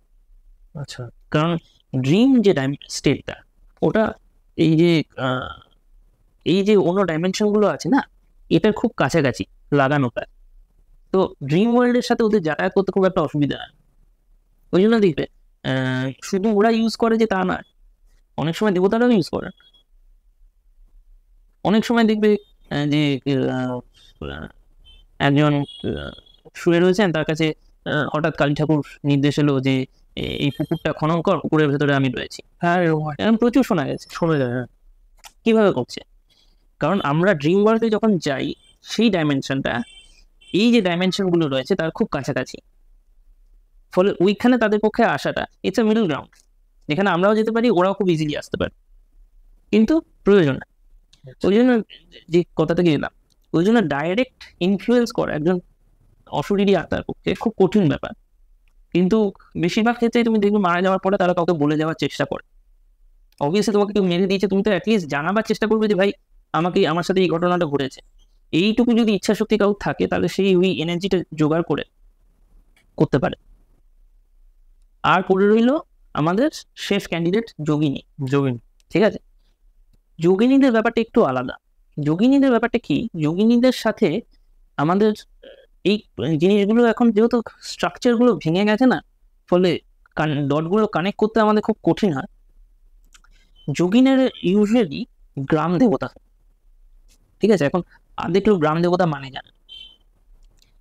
ওই যে কিছুক্ষণ আগে বললাম, প্রত্যেকটা ক্ষেত্রের একজন রক্ষক থাকে, একজন পালক থাকে, ঠিক আছে। প্রত্যেকটা ক্ষেত্র মানে কি, বাস্তু থেকে শুরু করে একদম দেশ পর্যন্ত এবং পৃথিবী পর্যন্ত, এই একটা কনসেন্ট্রিক সার্কেলে এক একজন রক্ষক রয়েছে, প্রত্যেকটা জায়গা থাকে। ঠিক সেরকম ভাবেই অনেক জায়গায় দেখবে গ্রামের অধিষ্ঠাত্রী দেবী থাকে। এটা আমাদের এখানে তো এই কথাগুলো আস্তে আস্তে উঠেই গেছে। হ্যাঁ, অনেক জায়গায় গেলে দেখা যায়। কিন্তু খুব কমন যেটা দেখতে পাবে তুমি, এটা নর্থে, হিমাচল এবং উত্তরাখণ্ডে গ্রাম দেবতার একটা বিশাল প্রাধান্য থাকে, এবং ওরা খুব মানে জিনিসটাকে। এবং মাঝে মাঝে দেখবে এক গ্রামের দেবতা অন্য গ্রামে যাচ্ছে, পালকি করে নিয়ে যায়, ওরা ইউটিউবে আছে। তো এবার গ্রাম দেবতার আগে যোগিনীরাই হতো, ঠিক আছে। 64 জন যোগিনী আছে ইউজুয়ালি আমাদের শাস্ত্র অনুযায়ী, কোনো কোনো শাস্ত্র বলে 81 জন রয়েছে, ঠিক আছে। এই 81 ওইটা কোত্থেকে আসছে, নবদুর্গা, ঠিক আছে। নবদুর্গার সাথে, এবং ওদেরকে বলে নবমাতৃকা, ঠিক আছে। এই প্রত্যেকজন মাতৃকার সাথে 9 জন করে যোগিনী। কোনো কোনো পরম্পরায় অষ্টমাতৃকা, তাদের সাথে 8 জন করে যোগিনী, ঠিক আছে। ওই আলটিমেটলি সেই মায়ের কনসর্ট, মায়ের বিভিন্ন রূপের কনসর্ট। ডাকিনীরা যেরকম কালী ঠাকুরের কনসর্ট, ঠিক আছে, বাকি যারা রয়েছে প্রত্যেকের সাথে এই যোগিনীরা থাকে, ঠিক আছে। এবার যোগিনীরাই ধরা হয় এই যে হায়ারার্কিটা আমি বললাম, এদের মধ্যে সবচেয়ে হায়েস্ট, ঠিক আছে। মানে কেউ যদি যোগিনী সাধনা দিয়ে শুরু করে, প্রথম কথা শুরু করতে পারবে না। পরিবার দেবতা আমি বললাম না আগে, ওই ধাপে ধাপে না গেলে, ধাপে ধাপে যাওয়াটার কারণটাও একটা আছে। ধাপে ধাপে যাওয়ার কারণ কি, মানে ধরো একজন দেবতা রয়েছে, তাকে তুমি সিদ্ধ করলে, সে পরের স্টেপটা বলে দেবে তোমাকে। তুমি যেই মুহূর্তে তাকে সিদ্ধ করলে, সে তার পরের দেবতাকে কিভাবে সিদ্ধ করতে হবে সে বলে দেবে তোমাকে। এই জন্য ধাপে ধাপে সিস্টেমটা রয়েছে। পরিবার দেবতাদের মধ্যে আলটিমেট 10 মহাবিদ্যার আগে যোগিনী সাধনা। ঠিক আছে, যোগিনীরা উগ্র, ঠিক আছে, যেহেতু তারা মাকে বেষ্টন করে থাকে, কিন্তু ডাকিনীদের থেকে উগ্রতাটা একটু কম, ক্ষেত্র বিশেষ। আবার ক্ষেত্র বিশেষে দরকার পড়লে ডাকিনীদের থেকে কিন্তু পাওয়ার বেশি, ফলে যদি রেগে যায় তাহলে কিন্তু যা ড্যামেজ একজন ডাকিনী বা শাকিনী করতে পারবে তার থেকে অনেক বেশি করতে পারে যোগিনীরা। কিন্তু সেইভাবে তাদের নলেজ বেসটাও অনেক ওয়াইডার। ডাইরেক্টলি যদি কোনো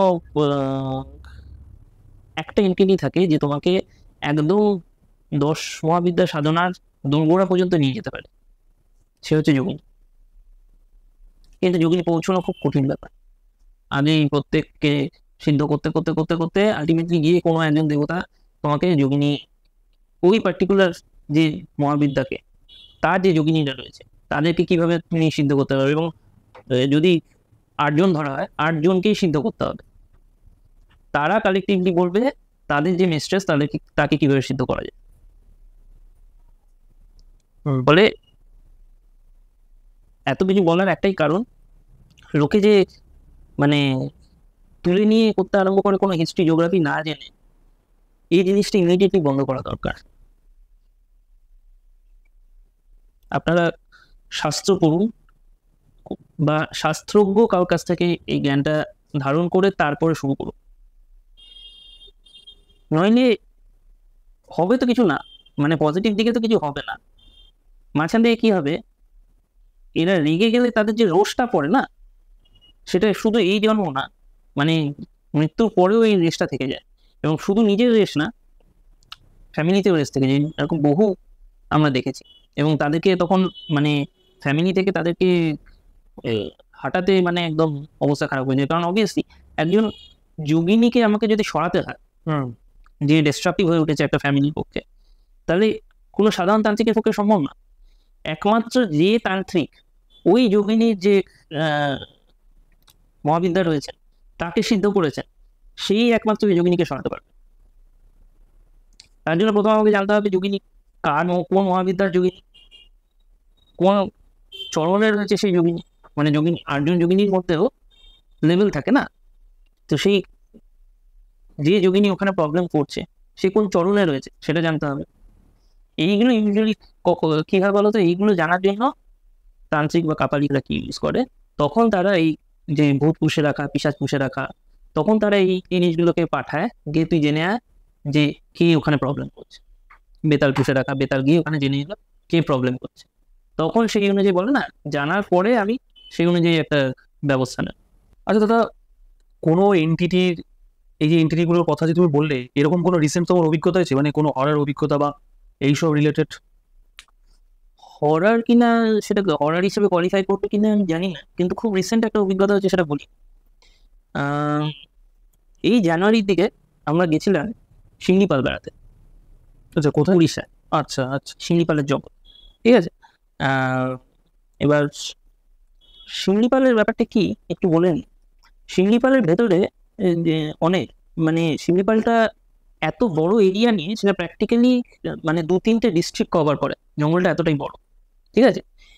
এবং জঙ্গলের ভেতরে অনেকগুলো গ্রাম রয়েছে, ঠিক আছে, মানে গ্রাম রয়েছে, সাইড দিয়ে রাস্তা যাচ্ছে, ক্ষেত রয়েছে, আবার জঙ্গল, পুরো জিনিসটাই কিন্তু শিমলিপাল টাইগার রিজার্ভের আন্ডারে আসে, ঠিক আছে। এবার আমার আবার একটু জঙ্গলের প্রতি দুর্বলতাটা বেশি, জঙ্গল যেতে আমরা খুব ভালোবাসি। তা এই যে গ্রামগুলো রয়েছে, এদেরকে অনেক দিন ধরে চেষ্টা চলছে এদেরকে সরিয়ে আনা, বার করে দিয়ে এই জায়গাগুলোকে কমপ্লিটলি জঙ্গল করে দেবে, এদেরকে পুনর্বাসন দিয়ে ওইগুলো, এবং সেটার ব্যবস্থা সবকিছু করা হয়ে গেছিল। সুপ্রিম কোর্টে অর্ডার দিয়ে দিয়েছে এদেরকে বেরিয়ে যেতে, কিন্তু এরা কিছুতেই বেরোচ্ছে, ঠিক আছে। এবার এই অবধি ঘটনাটা আমি জানতাম, আমরা গেছি বেড়াতে। এবার পরের দিন আমাদের ভেতরে ঘুরতে যাওয়ার রয়েছে, সাফারি। এবার যারা ইউজুয়ালি সাফারি কথাটার সাথে পরিচিত, তারা যদি শিমলিপালে যায় তাদের একটু যে এক্সপিরিয়েন্সটা হবে ওটা একটু ডিফারেন্ট। সাফারি যারা মধ্যপ্রদেশে করে এসছে বা সেই জিনিসের লেভেলের জিনিস যারা এক্সপেক্ট করছে, শিমলিপালে কিন্তু ওরকম নয় ব্যাপারটা। একটা গাড়ি আসবে, তাতে একটা গাইড থাকে। গাইড ইউজুয়ালি ওই যে ভেতরে যে ট্রাইবাল গ্রামগুলো রয়েছে সেইগুলোর থেকে কোনো একজন রিপ্রেজেন্টেটিভ আসে। ওকে, ঠিক আছে। আর জঙ্গল থেকে বেরিয়ে যাওয়ার ইউজুয়াল টাইমিং হচ্ছে 7টা থেকে 8টা, ঠিক আছে। আর একটা গেট আছে, ওই গেটটা 8:30 নাগাদ পড়ে যায়। তার মধ্যে তোমাকে জঙ্গল থেকে বেরিয়ে আসতে হবে। সারাদিন যে থাকলো ওই টাইমের মধ্যে বেরোতেই বেরোতেই, ঠিক আছে। মানে 7টার আগে বেরোনোর কথা, তোমার যদি দেরিও হয় 8:30টার পর কেউ থাকবে, মানে গেট বন্ধ করে দিয়ে ওরা চলে যায়। আচ্ছা, ওখানে কোনো ফরেস্ট গার্ড থাকে না। আমরা গিয়ে জানি। আর কয়েকদিন ধরে আমরা যখন পৌঁছলাম তখন শিমলিপালে একটা ঝামেলা চলছে। ঝামেলাটা কি, ওরা মানে ওই জঙ্গলের অধিকার আমাদের, আমরা জঙ্গলের রিসোর্স আমাদের মতো করে ইউজ করব, আমরা যেখানে চাইবো যাব।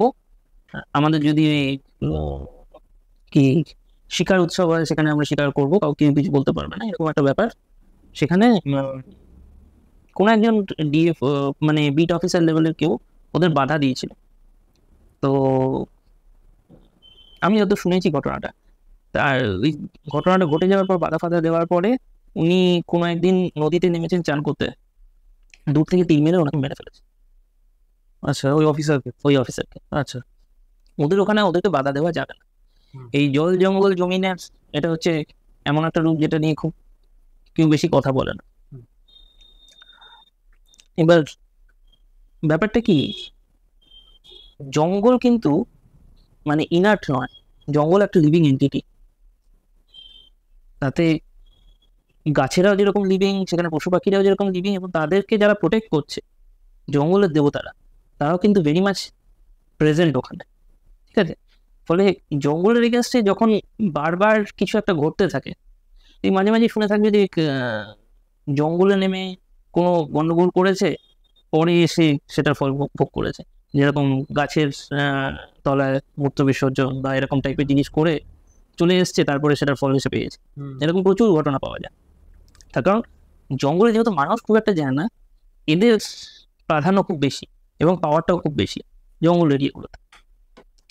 যাই হোক, আমরা তো এত কিছু জানি না, আমরা এইটুকু শুনেছি, শুনে আমরা গেছি।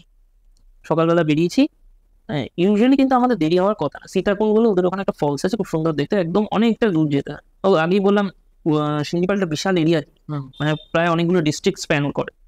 তো এবার সীতাকুণ্ডটা অনেকটাই দূরে ভেতরে। সীতাকুণ্ড দেবকুণ্ড বলে খুব সুন্দর সুন্দর কয়েকটা জায়গা রয়েছে। সীতাকুণ্ডে আমাদের শেষ স্টপ ছিল এই দিক। এবার সকালবেলা তো আমাদের কোনো অসুবিধা হলো না, ড্রাইভার গাড়ি নিয়ে এলো, সঙ্গে গাইড এলো, গাইড নিয়ে আমাদের ঢুকে গেল, ঠিক আছে। প্রায় এবার ব্যাপারটা হচ্ছে আগের দিন খুব বৃষ্টি হয়েছিল, ঠিক আছে। ফলে শিমলিপাল যদি কেউ গিয়ে থাকে তারা জানবেন, শিমলিপালের হায়ার অল্টিটিউডগুলোর দিকে, মানে পাহাড় রয়েছে শিমলিপালের ভেতরে, হায়ার অল্টিটিউডগুলোর দিকে ওখানে মানে একটা অন্য ধরনের ওয়েদার, আবার প্লেনল্যান্ডে ফিরিয়ে এলে আবার অন্য ধরনের ওয়েদার, ঠিক আছে। মানে নিচের দিকে জঙ্গলগুলো অলমোস্ট ট্রপিক্যাল রেসিডুয়াল ফরেস্ট, আর উপর দিকে কিছু কিছু পাইন ফরেস্টের জিনিসপত্র লক্ষ্য করা যায়। যারা গেছেন তারা যান, ঠিক আছে। এবার যেহেতু পাহাড়ি স্লোপ এবং খুব আগের দিন বৃষ্টি হওয়ার ফলে কাদা কাদা হয়ে গেছিল, গাড়ি নিয়ে এগোতে খুব অসুবিধা হচ্ছে, মানে গাড়ি চাকা স্কিড করে গাড়ি এদিক ওদিক করছে, এরকম ব্যাপার। তো আমরা প্রথমে ভাবলাম ফিরে যাই, তারপরে ভাবলাম যে না, এতটা চলে এসেছি, পরের দিন আবার এখন উইকেন্ডের জন্য যাওয়া হয়, একটা দিন যদি ফিরে আসি তার মানে আমাদের যাওয়াটা বেকার হলো অতটা। তো এবার যাই হোক, সীতাকুণ্ড গিয়ে আমরা গেলাম, ঠিক আছে। সীতাকুণ্ডে যখন বসে আছি তখন দেখা গেল যে ড্রাইভার এসে বলছে গাড়ির চাকা পাংচার হয়ে গেছে। তখন বাজে প্রায় 2-2:30 খাওয়ার টাইম, ঠিক আছে। আমাদের তখন সীতাকুণ্ড থেকে বেরিয়ে একটা জায়গায় খেতে যাওয়ার কথা ছিল। এবার জঙ্গলের ভেতর গাড়ির টায়ার পাংচার হয়ে গেছে। আমরা বললাম স্টেপনি আছে, ওগুলো স্টেপনিও নেই আমাদের কাছে। এবার কোনো রকম কোনো চেকস নেই যে একটা টুরিস্ট গাড়ি যাচ্ছে জঙ্গলের ভেতরে, সেটার হেলথ কীরকম আছে গাড়িটার, সেটার সাথে স্টেপনি আছে কিনা, ইমার্জেন্সি কিছু ঘটলে কোনো মানে কোনো ব্যবস্থা নেওয়ার কিছু আছে কিনা, কোনো রকম কোনো চেক নেই। এগুলো কিন্তু অন্য জায়গায় প্রচণ্ড স্ট্রিক্টলি ফলো করা হয়, কারণ জঙ্গলের ভেতরে জিনিসটা অন্য রকমই একদম সাফারিতে। এবার আমরা বললাম ঠিক আছে, তাহলে কি করা যাবে। তো ওনারা বললেন যে যে টায়ারটা আছে ওটাকে আমাকে পাল্টে নিয়ে আসতে হবে, কোথাও থেকে গিয়ে একটা করে আনবো, তাতে মিনিমাম 1-2 ঘন্টা তো লেগেই যাবে, নিচে যাবে, পাহাড়ের নিচে গিয়ে আবার আসবে, অন্য কারোর একটা মোটরসাইকেল নিয়েও বেরিয়ে গেল। এবার আমরা বসে আছি, প্রায় ফিরতে ও 4:30 বাজিয়ে দিল। 4:30 বাজিয়ে দিল। ওখান থেকে নেমে আমরা যখন খেতে গেলাম তখন 5টা বাজে, খেয়ে উঠলাম ধরো 5:45 নাগাদ। এবার 5:45 থেকে 6টা নাগাদ আমরা ওখান থেকে বেরোলাম, সব রেডি টেডি হয়ে বেরোলাম ওখান থেকে 6টা নাগাদ। ততক্ষণে যেহেতু জানুয়ারি মাস, অনেকটাই সূর্য ঢলে এসছে। এবার যারা জঙ্গলের ভেতর নাইট সাফারি করেছেন তারা জানবেন, জঙ্গলের ভেতর সকালটা একটা রকম, জঙ্গলের ভেতর রাত্রিটা একটা কমপ্লিটলি অন্য জিনিস। এবার যে মুহূর্তে আলোটা কমে আসছে, আমরা যারা গাড়ির ভেতরে বসে আছি আমাদের মনে হচ্ছে যেন দম বন্ধ হয়ে যাচ্ছে, একটা ক্লস্ট্রোফোবিক সিচুয়েশন। আমি একদম পেছনে বসে আছি, সামনে অন্যান্য যারা গেছেন আমাদের সাথে তারা আছে। এবার আমার বাবা খুব ভালো মিডিয়াম, যেহেতু আমরা 3 বছর ধরে এই কাজ করে আসছি, তো বাবার মধ্যে এই ক্ষমতাটা খুব বেশি পরিমাণে, উনি খুব ভালো দেখতে পান, জিনিসপত্র অনুভব করতে পারেন আমার থেকেও বেটার। তো যখন এবার অবভিয়াসলি 6টা বেজে গেছে, প্রচুর রাস্তা এখন বাকি আছে, এবার সেই স্লিপারি জায়গাটাও বাকি রয়েছে যেখান থেকে সকালবেলা আমাদের গাড়ি স্কিড করছিল, ওই পাহাড়টা মাঝখানে পড়বে, ঠিক আছে? এইখান থেকে যেতে হবে, পাহাড়টা টপকাতে হবে, তারপরে অনেকটা গিয়ে গেটটা পড়বে, ঠিক আছে, যে গেটটা বন্ধ হয়ে যায় রাত্রিবেলা। তো মোটামুটি প্রায় 3 ঘন্টার রাস্তা আমাদেরকে 1.5 ঘন্টা কভার করতে হবে, এরকম একটা সিচুয়েশন। গাড়ি তো বিশাল স্পিডে টানছে, ঠিক আছে, চারদিকে অন্ধকার, মানে অন্ধকারটা কিরকম, গাড়ির হেডলাইটটুকু যতদূর যাচ্ছে আর গাড়ির টেল লাইটটা যেরকম আছে ও ইমার্জেন্সি অন করে রেখেছে চারদিকে আলোটা যাতে হয়, কারণ অত রাত্রে আর কেউ নেই, আমরাই লাস্ট বেরোচ্ছি ওখান থেকে। মনে হচ্ছে না ঠিক যেটুকু আলোটা রয়েছে তার বাইরে থেকে একটা সলিড জমাট অন্ধকার যেন গাড়িটাকে ঘিরে ধরছে, ঠিক আছে। আর বাবা কনস্ট্যান্ট একদম মানে চারদিকে জঙ্গল, মাঝখান দিয়ে আমরা মানে মারাত্মক স্পিড, মানে রাস্তায় যদি কোনো হরিণ টরিনে চলে আসে হয়তো উড়িয়ে দিয়ে চলে যেত, এরকম লেভেলের অবস্থা ওদের ওখানে। আচ্ছা। তো এবার বয়স্ক লোক নিয়ে খুবই অসুবিধার জীবনজনক জায়গা, ওরকম জায়গায় যদি ফেসে যাও তুমি, আরেকবার যদি আমাদের ওখানে টায়ার পাংচার হয়ে যায় তখন যে আমরা কি করতাম কোনো ঠিক নেই। এবার বাবা কনস্ট্যান্টলি বলে যাচ্ছেন আমাকে, সাইডে আমি দেখছি কারা দাঁড়িয়ে রয়েছে এবং তাদের চোখগুলো জ্বলছে। আমি বললাম ছেড়ে দাও, বেশিবার বলার দরকার নেই, কারণ বাকি যারা রয়েছে গ্রুপে তারা ভয় পেয়ে যায়, তারা খুব একটা অ্যাক্টিভ না এইসব জিনিস। এবার যত সময় যাচ্ছে না, মানে বন বাদার ভেঙে গাড়ি বেরোচ্ছে, আর তত মনে হচ্ছে ওই ক্লস্ট্রোফোবিক কন্ডিশনটা, মানে গাড়ির ভেতরে নিঃশ্বাস নেওয়াটা অসুবিধা হয়ে যাচ্ছে। আমার কোনো ক্লস্ট্রোফোবিয়া নেই, ঠিক আছে, আর অন্ধকারটাও যেন আরো ঘিরে আসছে, মানে লাইটটা যেন সেরকম লেভেলে লাইট দিতে পারছে না অন্ধকারটাকে সরানোর মতো, অথচ অত গাছপালাও নেই, সেরকম জায়গা না, রাস্তাটা ভালোই করে দিচ্ছে। এবার এইখানটা আমার একটা চাপ অনুভব করলাম, ঠিক আছে, আমি বুঝলাম কিছু একটা গন্ডগোল আছে। তো আমি তখন ভাবছি আমরা তো কোনো কিছু করিনি যে আমাদের পেছনে কোনো একটা জঙ্গলের ফোর্স আসবে যে এইরকম একটা সিচুয়েশন তৈরি হবে। হয়তো এত রাত্রে আমরা ফিরছি বলে আমি মনে ভাবছি, হয়তো এত রাত্রে ফিরছি বলে ওনাদের অসুবিধা হচ্ছে। এবার কি আমি আর আমার বাবা খুব ভালো রিসেপ্টার, আস্তে আস্তে যারা অ্যাটিউন নয় এই জিনিসগুলোতে তারাও জিনিসগুলো ফিল করতে আরম্ভ করলো। তারা বলছে ভয় লাগছে, ঠিক আছে, এটা কিছুটা মানসিক হতে পারে যে অত অন্ধকারের মধ্যে ওইরকম একটা ধারে কাছে কেউ নেই, চারদিকে শুধু জঙ্গল, মাইলের পর মাইল জঙ্গল, ঠিক আছে, কোনো ফরেস্ট গার্ড নেই, কোনো টুরিস্ট নেই, কেউ নেই, শুধু একটা গাড়ি একা চলছে জঙ্গলের মধ্যে। তো এটা একটা মানুষের চাপ হতে পারে, ঠিক আছে। তার সাথে সাথে একটা যেন স্পিরিচুয়াল প্রেশার প্রচন্ড ভাবে দাবিয়ে দিচ্ছে। এবার জিনিসটা এমন পর্যায়ে চলে গেল যে আমি ইউজুয়ালি কখনো মানে নিজেদের ব্যাপারে ছোটখাটো জিনিসে কাউকে ডাকি না, কারণ তেনাদের অনেক কাজ থাকে, ছোটখাটো জিনিসে আমরা যদি তাদেরকে বারবার এটা করে দাও সেটা করে দাও বলি, কিন্তু তখন আমিও বলতে বাধ্য হলাম যে একটু দেখো যে ঠিকঠাক করে যেন পৌঁছে যাই বা কিছু। এবার গ্রুপে বয়স্ক লোক কিছু ছিলেন, একজন তার মধ্যে গাড়ি এরকম স্পিডে যাচ্ছে, একজন বলছেন আমার খুব প্রস্রাব পেয়েছে, একদম ঘন জঙ্গল চারদিকে, আর ধারে কাছে তো কোনো মানে বা কোনো ফেসিলিটি নেই, কিচ্ছু নেই, মাইলের পর মাইল। আমরা বলছি যে কোথায় করবে, এখানে তো কি কোনো জায়গায় নেই, প্লাস ওই যে প্রবলেমটা আমি প্রথমেই বললাম যে জঙ্গলের ভেতর কিছু নিয়ম আছে, সেই জঙ্গলের নিয়মগুলো, জঙ্গলের বাইরে চলে গেলে আবার কোনো প্রবলেম, কিন্তু জঙ্গলের ভেতর যতক্ষণ থাকবে জঙ্গলের নিয়ম মেনে তোমাকে চলতেই হবে। তো জিনিসটা আমি খুব একটা প্রেফার করছিলাম না, জঙ্গলের ভেতর জিনিসটা করা। এবার বয়স্ক লোক বেশিক্ষণ ধরেও রাখতে পারছেন না, তো কোনো মতে ড্রাইভারকে বলা হলো যে, ড্রাইভার উড়িয়া, খুব একটা আমাদের ভাষা বুঝতে পারছেন না, ড্রাইভারকে বলা হলো যে একটু দাঁড়াও, ওনার প্রস্রাব পেয়েছে, করিনি, তারপর আমরা বেরিয়ে যাবো। ড্রাইভার বলছেন আমার গেট বন্ধ হয়ে যাবে, গেট বন্ধ হয়ে গেলে তারপর আমরা বেরোতেই পারবো না, কারণ ওরা আউটপোস্টে ছেড়ে চলে যায়, ওরা আবার মেন অফিসে চলে যায়, আর কাউকে যে ফোন করবে তার কোনো উপায় নেই, ওদের কাছে কোনো ওয়াকি টকি নেই, এরকম সিচুয়েশন, ওদের কাছে কোনো ওয়াকি টকি নেই, ভেতরে কোনো সিগন্যাল টাওয়ার নেই, কারোর ফোন কাজ করছে না।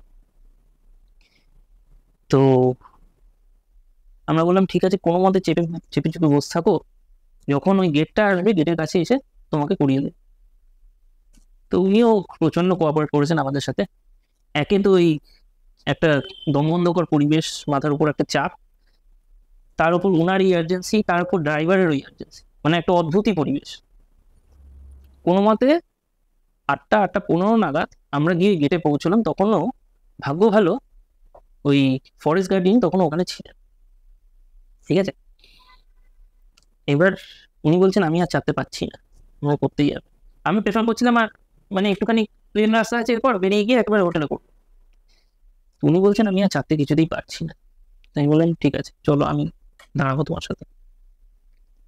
এবার যখন আমি ওনাকে নিয়ে বেরোলাম, ওই ওই এরিয়াটা তো যেখানে ফরেস্ট আউটপোস্ট আছে, আমি ওদেরকে জিজ্ঞেস করছি যে আপনাদের এখানে কোনো বাথরুম আছে বা কিছু আছে, বললো না বাথরুমতে নেই, আমরা এই জঙ্গলেই করে দিই, কিন্তু কাছে করবেন না, একটু দূরে গিয়ে করা। আমি ভদ্রলোককে নিয়ে একটু ডিস্টেন্সে গিয়ে যাচ্ছি, কোথাও একটা দাঁড়িয়েছি, দাঁড়িয়ে আমি যখন ওপর দিকে দেখছি, তখন দেখছি গাছের যে ডালগুলো রয়েছে তাতে ধোয়া মতো কিছু কিছু অবয়ব দাঁড়িয়ে রয়েছে, একদম দাঁড়িয়ে রয়েছে, স্ট্রেট দাঁড়িয়ে রয়েছে, কিন্তু তাদের কোনো মুখ দেখা বা তাদের মানে বডিটাকে যে আলাদা করা যাবে এরকম কোনো উপায় নেই আমাদের কাছে। কিন্তু আমি বুঝছি আমার দিকে মানে ফেস করে দাঁড়িয়ে রয়েছে তারা, ধোঁয়া মতো, কালো ধোঁয়া যেরকম হয় অন্ধকারের মধ্যে, তারা দেখছে আমি তাকে করাতে এনেছি। এবার আমি ওনাকে বললাম আপনি করার আগে জাস্ট একটা জিনিস করুন, আপনি জোরে বলুন যে এই স্থানটা কার আমি জানি না। এটা আমি দর্শকদেরও বলছি যারা এরকম সিচুয়েশনে পড়বে, রেসপেক্টটা মেনটেন করা খুব দরকার। তো আমি ওনাকে বললাম আপনি শুধু জোরে বলুন যে এই স্থানটা কার আমি জানি না, আমি বাধ্য হচ্ছি, আমার কোনো আর উপায় নেই, আমি বাধ্য হয়ে এখানে মূত্র বিসর্জন করতে এসছি, যদি আমার অজান্তে আমি কোনো ভুল করে থাকি আমাকে ক্ষমা করে দেবেন, আপনি শুধু এই কথাটা বললে তারপরে। উনি থ্যাঙ্কফুলি বুঝতে পারলেন ব্যাপারটা, ইনি কিন্তু দেখতে পাচ্ছেন না, ওনারা তখনও দাঁড়িয়ে রয়েছেন উপরে। উনি বললেন, কথাটা বলা শেষ হলো, আমি দেখলাম আস্তে আস্তে মানে ধোঁয়া যেরকম মিলিয়ে যায় ওই অবয়বগুলো মিলিয়ে গেল। তারপর উনি করলেন, গাড়িতে নিয়ে চলে এলাম, 8:30টার মধ্যে আমরা এসে বাড়িতে পৌঁছলাম। পুরো মানে কাটা দিয়ে দিল পুরো শুনে। মানে আপনি এরকম মানে তুমি এরকম চোখের সামনে মানে তুমি দেখতে পাচ্ছিলে তো? উনি দেখতে পাচ্ছেন না, আমি দেখতে পাচ্ছি। ভয়ঙ্কর ব্যাপার। ভূত বা কিছু না, কিন্তু নেচার স্পিরিট, আচ্ছা, ওরা হচ্ছে ওই জঙ্গলের রক্ষাকর্তা। এরপরে কেন আমাদের গাড়িটাকে এরকম ক্লোজলি ফলো করা হচ্ছিল, সেটার একটু ইনভেস্টিগেট করা গেল। তারপরে জানা গেল যে ওই যে আমাদের সাথে যে ড্রাইভার আর গাড়িটা ছিলেন, ওরা কারোর কাছে টাকা পেত, ঠিক আছে, মানে কারোর কাছ থেকে ধার নিয়েছে। তো এবার ওদের কাছে ওরা কতই বা মাইনে পায়, জঙ্গলে যেরকম যার টার্ন আসে সেই অনুযায়ী ওরা টার্নে গিয়ে যতটুকু পেলো প্লাস যা টিপস পেলো, বেশি পয়সা পায় না। প্রায় 50,000 টাকা ধার ছিল। 12 দিন আগে টাকা নিয়েছে, 3 দিনের মধ্যে সেটাকে মিটিয়ে দিয়েছে। তো আমি জিজ্ঞেস করলাম যে আমার রিসোর্টে যিনি আছেন তার সাথেই কথা হচ্ছিল যে এইরকম আমরা গেছি কমপ্লেন করতে যে আপনারা এরকম একটা গাড়ি দিয়েছেন যে বয়স্ক মানুষ নিয়ে আমরা ভেতরে যাচ্ছি, আপনারা কোনো চেক না করে এরকম গাড়ি কি করে ছেড়ে দেন। তখন ওনারা বলছেন যে দাদা অ্যাকচুয়াল সিচুয়েশন অন্যরকম, আমরা কিছু বলতে পারি না এখানে। দিয়ে তারপরে আমাকে এই ঘটনাটা বলছে যে 50,000 টাকা ধার নিয়েছিল, 3 দিনের মধ্যে আমাদের শোধ করে দিল। ওদের কাছে 50,000 টাকা কোথা থেকে এলো এত? আমি বললাম, কোথা থেকে? বললো ভেতরে কোনো একটা জায়গায়, সেটা ফরেস্ট ডিপার্টমেন্টের লোক হয়তো জানে না, হয়তো জানে, ভেতরে কোনো একটা জায়গায় দেশি বন্দুক তৈরির ফ্যাক্টরি রয়েছে, ঠিক আছে। ঝাড়খণ্ড থেকে শুটার আসে, সে যখন ঢুকছে খালি হাতে ঢুকছে, ঝাড়খণ্ড থেকে শুটার আসে, তাকে ওইখান থেকে জঙ্গলের ভেতর থেকে গুলি বন্দুক সাপ্লাই করা হয়, সে মারে, যে কোনো জিনিস মারলো, বাঘ মারলো বা কিছু মারলো। বাঘও বেশিরভাগই ওরা এখন মারতে চায় না, কারণ বাঘটার ওপর খুব বেশি ফোকাস রয়েছে, কিন্তু বাকি জীবজন্তু যারা আছে সেগুলো তো শেষ করছে। মেরে আবার বন্দুক ওখানে জমা দিয়ে জাস্ট যে জিনিসগুলো দরকার সেই জিনিসগুলো নিয়ে বেরিয়ে চলে যায়। এই যে আমাদের যে ড্রাইভার আর যে গাইড ছিল, তারা ওই 3 দিনের মধ্যে একটা বোর মেরে, ওয়াইল্ড বোর মেরে তার চামড়া বিক্রি করেছে, তার মাংস বিক্রি করেছে, তার দাঁত বিক্রি করেছে। এগুলো ইন্টারন্যাশনাল মার্কেটে মারাত্মক দাম। আচ্ছা, ওই যে ওরা মেরেছে সেটা আর কেউ জানে না, যাদের কাছে বিক্রি করেছে তারা জানে, এবং সেই মারফত এদের কাছে খবর চলে এসেছে, কিন্তু এরা কিছু বলতে পারে না। বললে ওই ডিএফও বা যে ডিএফও তো নয়, হয়তো কোনো ছোটখাটো বিট অফিসার ছিল, এরকম মেরে দিচ্ছে, ওরকম মেরে দিয়ে চলে যাবে, ঠিক আছে। এরাই আগে মাওবাদী ছিল, এখন মাওবাদী চলে যাওয়ার পর এরা এখন নর্মাল হয়ে গেছে। কিন্তু জঙ্গলের যারা রক্ষাকর্তা, যে স্পিরিটগুলো রয়েছে, তারা জানে। ওই জন্য রোষটা আমাদের উপর না, রোষটা ওই দুজনের উপর ছিল। ওই জন্য গাড়িটা পাংচার হয়েছে, মানে যত রকম ভাবে ওদেরকে হিন্ডার করা যায় প্রত্যেকটা জিনিস। এবং হয়তো ওরা যদি ওই গাড়িটা একা থাকতো, একা পেতো, পরে হয়তো পেয়েছে কিনা তারপরে তো আমি জানি না, ওরা টার্গেটে রয়েছে। আচ্ছা, আচ্ছা, ভয়ানক ঘটনা। মানে চোখের সামনে এরকম দেখা, সত্যি মানে আমি তো শুনি আমার খুব একটা কি বলবো, মানে বলে বোঝানো যাবে না, গায়ে কাটা দিয়ে দিলেন। আচ্ছা দাদা, একটা প্রশ্ন লাস্ট, সেটা হচ্ছে যে এই এনটিটি গুলোর থেকে সাধারণ মানুষ বাঁচবে কিভাবে? লোকে বলে যে মানে এই করুন সেই করুন, অনেক ঝামেলা।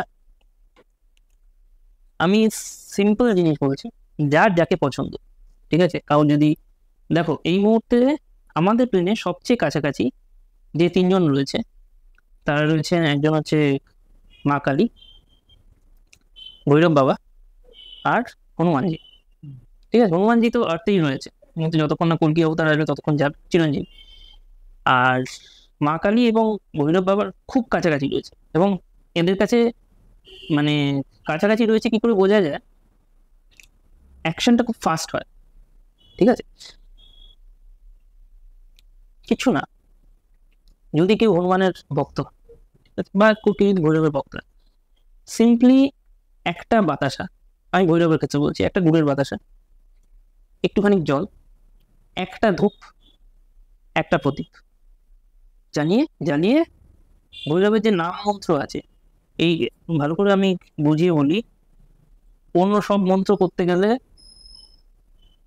কিছু না কিছু লেভেলে গুরুর আজ্ঞা প্রয়োজন হয়, একটা ইনিশিয়েশন প্রয়োজন হয়। কিন্তু নাম মন্ত্র ইজ অলওয়েজ অ্যাভেলেবল, যে কেউ যখন তখন করতে পারে। নাম মন্ত্র মানে কি, ওম ভৈরবায় নাম, ভৈরবের ক্ষেত্রে কালীরও সেরকম নাম মন্ত্র আছে, এগুলো ফ্রিলি অ্যাভেলেবল হইতে, এবং এতে কোনো অসুবিধা নেই, যে যতবার পারবেন। শুধু ওইটুকু যদি জ্বালিয়ে করানো হয়, এই যে আমি প্রত্যেকটা সামগ্রী বললাম, এগুলোতে বেশি টাকা খরচা নেই, ঠিক আছে। প্রদীপ হচ্ছে অগ্নিতত্ত্ব, ঠিক আছে। ধূপ হচ্ছে বায়ু এবং আকাশ তত্ত্ব, আর জল তত্ত্ব খাবারটা যেটা দিচ্ছ সেটা পৃথিবী তত্ত্ব।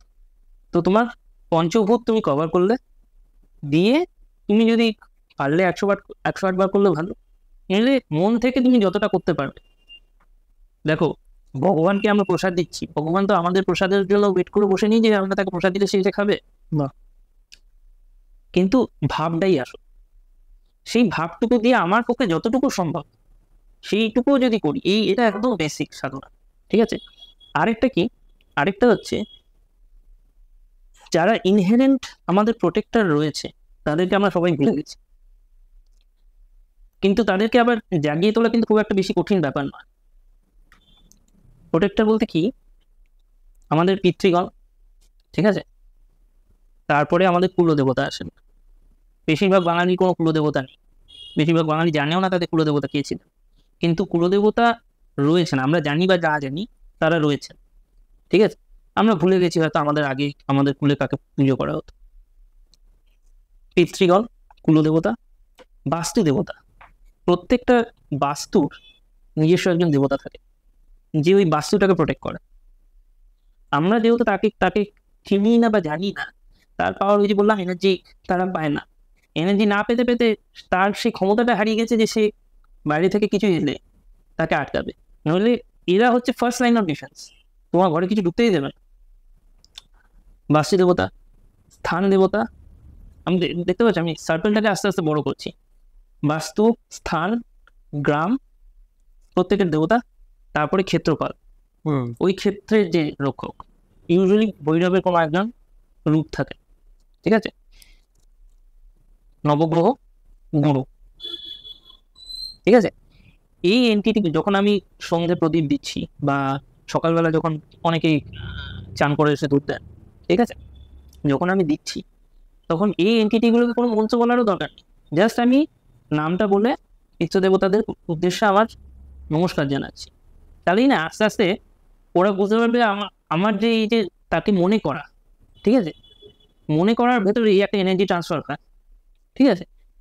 এবার এই যে এনার্জি ট্রান্সফার হচ্ছে আস্তে আস্তে তারা সবল হচ্ছে, আবার তারাই অর্ধেক জিনিস আটকে দেয়। এবার যদি আমি এই কনসেন্ট্রেট সার্কেলগুলোকে আমার চারদিকে একটু মানে করে দিতে পারি, একটু সজাগ করে দিতে পারি, তাহলে আমার অর্ধেক প্রবলেম কেটে যাবে। এর পরেও যদি এরকম কোনো প্রবলেম থাকে যেটা মানে এদের হাতের বাইরে, মানে ক্ষেত্রপাল যদি চলে আসে তাহলে খুব কম জিনিস রয়েছে তার হাতের বাইরে থাকে। ইউজুয়ালি ক্ষেত্রপাল কোনো একজন ভৈরবের রূপ হয়। সেক্ষেত্রে শুধু অষ্টভৈরবের নাম, অসিতাঙ্গ রুরু চন্দ্র ক্রোধ উন্মত্ত কপাল ভীষণ সংহার নমো নমঃ, এই অষ্টভৈরবের নাম যদি কেউ করতে পারে ডেইলি, তারে বেশিরভাগ বাধা কেটে যাবে। সে প্রেত বাধা হোক, পিশাচ বাধা হোক, আনলেস এক্সেপশন আমি পাওয়ারফুল, সেক্ষেত্রে তো কোনো একজন মানে সেই লেভেলের পাওয়ার ম্যাচ করতে পারে এরকম কেউ, যার কাছে এন্টিটি তার সিদ্ধ হয়েছে বা তার বসে রয়েছে, এরকম কার কাছে যেতে হবে। কিন্তু ইউজুয়ালি বেশিরভাগ ক্ষেত্রে এই সিম্পল জিনিসগুলো করলে না বাধাগুলো কেটে যায়। আমাদের কি প্রবলেম আছে, আমরা ভুলে গেছি যে এরকম এন্টিটিগুলো রয়েছে আমাদেরকে প্রোটেক্ট করার জন্য। কটা লোক জানে বাস্তু দেবতার উপরে কিছু একটা হয়? কলকাতায় কত লোক জানে গ্রাম দেবতা? কলকাতার লোকে বলবে কলকাতায় আমরা থাকি, আবার গ্রাম কোথায়? তো শহর।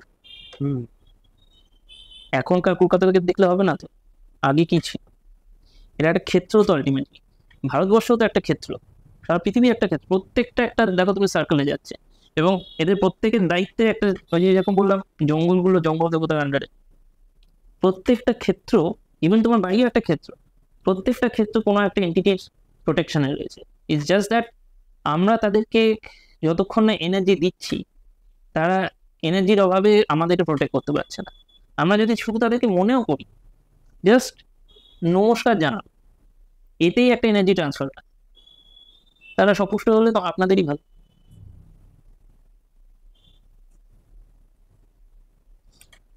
বুঝতে পারলাম দাদা, অনেক ধন্যবাদ আমাদের চ্যানেলে আসার জন্য। ভিডিওটা অনেকটাই বড় হয়ে গেল, তবে ভিডিও যদিও বড় হয়েছে, কিন্তু দাদার কাছ থেকে যে আজকে শুনলাম যে এতগুলো প্রশ্নের উত্তর পেলাম, এটা কিন্তু সত্যি একটা ভ্যালু আছে। এবং আশা করবো এটা শুনে আপনাদেরও খুব ভালো লেগেছে। তো ভিডিওটা আজকের মতো এখানেই শেষ করছি। দাদা আশা করি আরও এরপরও আমাদের চ্যানেলে আসবে। নিশ্চয়ই নিশ্চয়ই। যদি ভালো লাগে অবশ্যই কিন্তু লাইক করবেন, চ্যানেলটাকে সাবস্ক্রাইব করতে ভুলবেন না। এরপরে আবার ফিরবো নতুন কোনো পডকাস্ট নিয়ে বা নতুন কোনো ঘটনা নিয়ে। ততক্ষণ নমস্কার।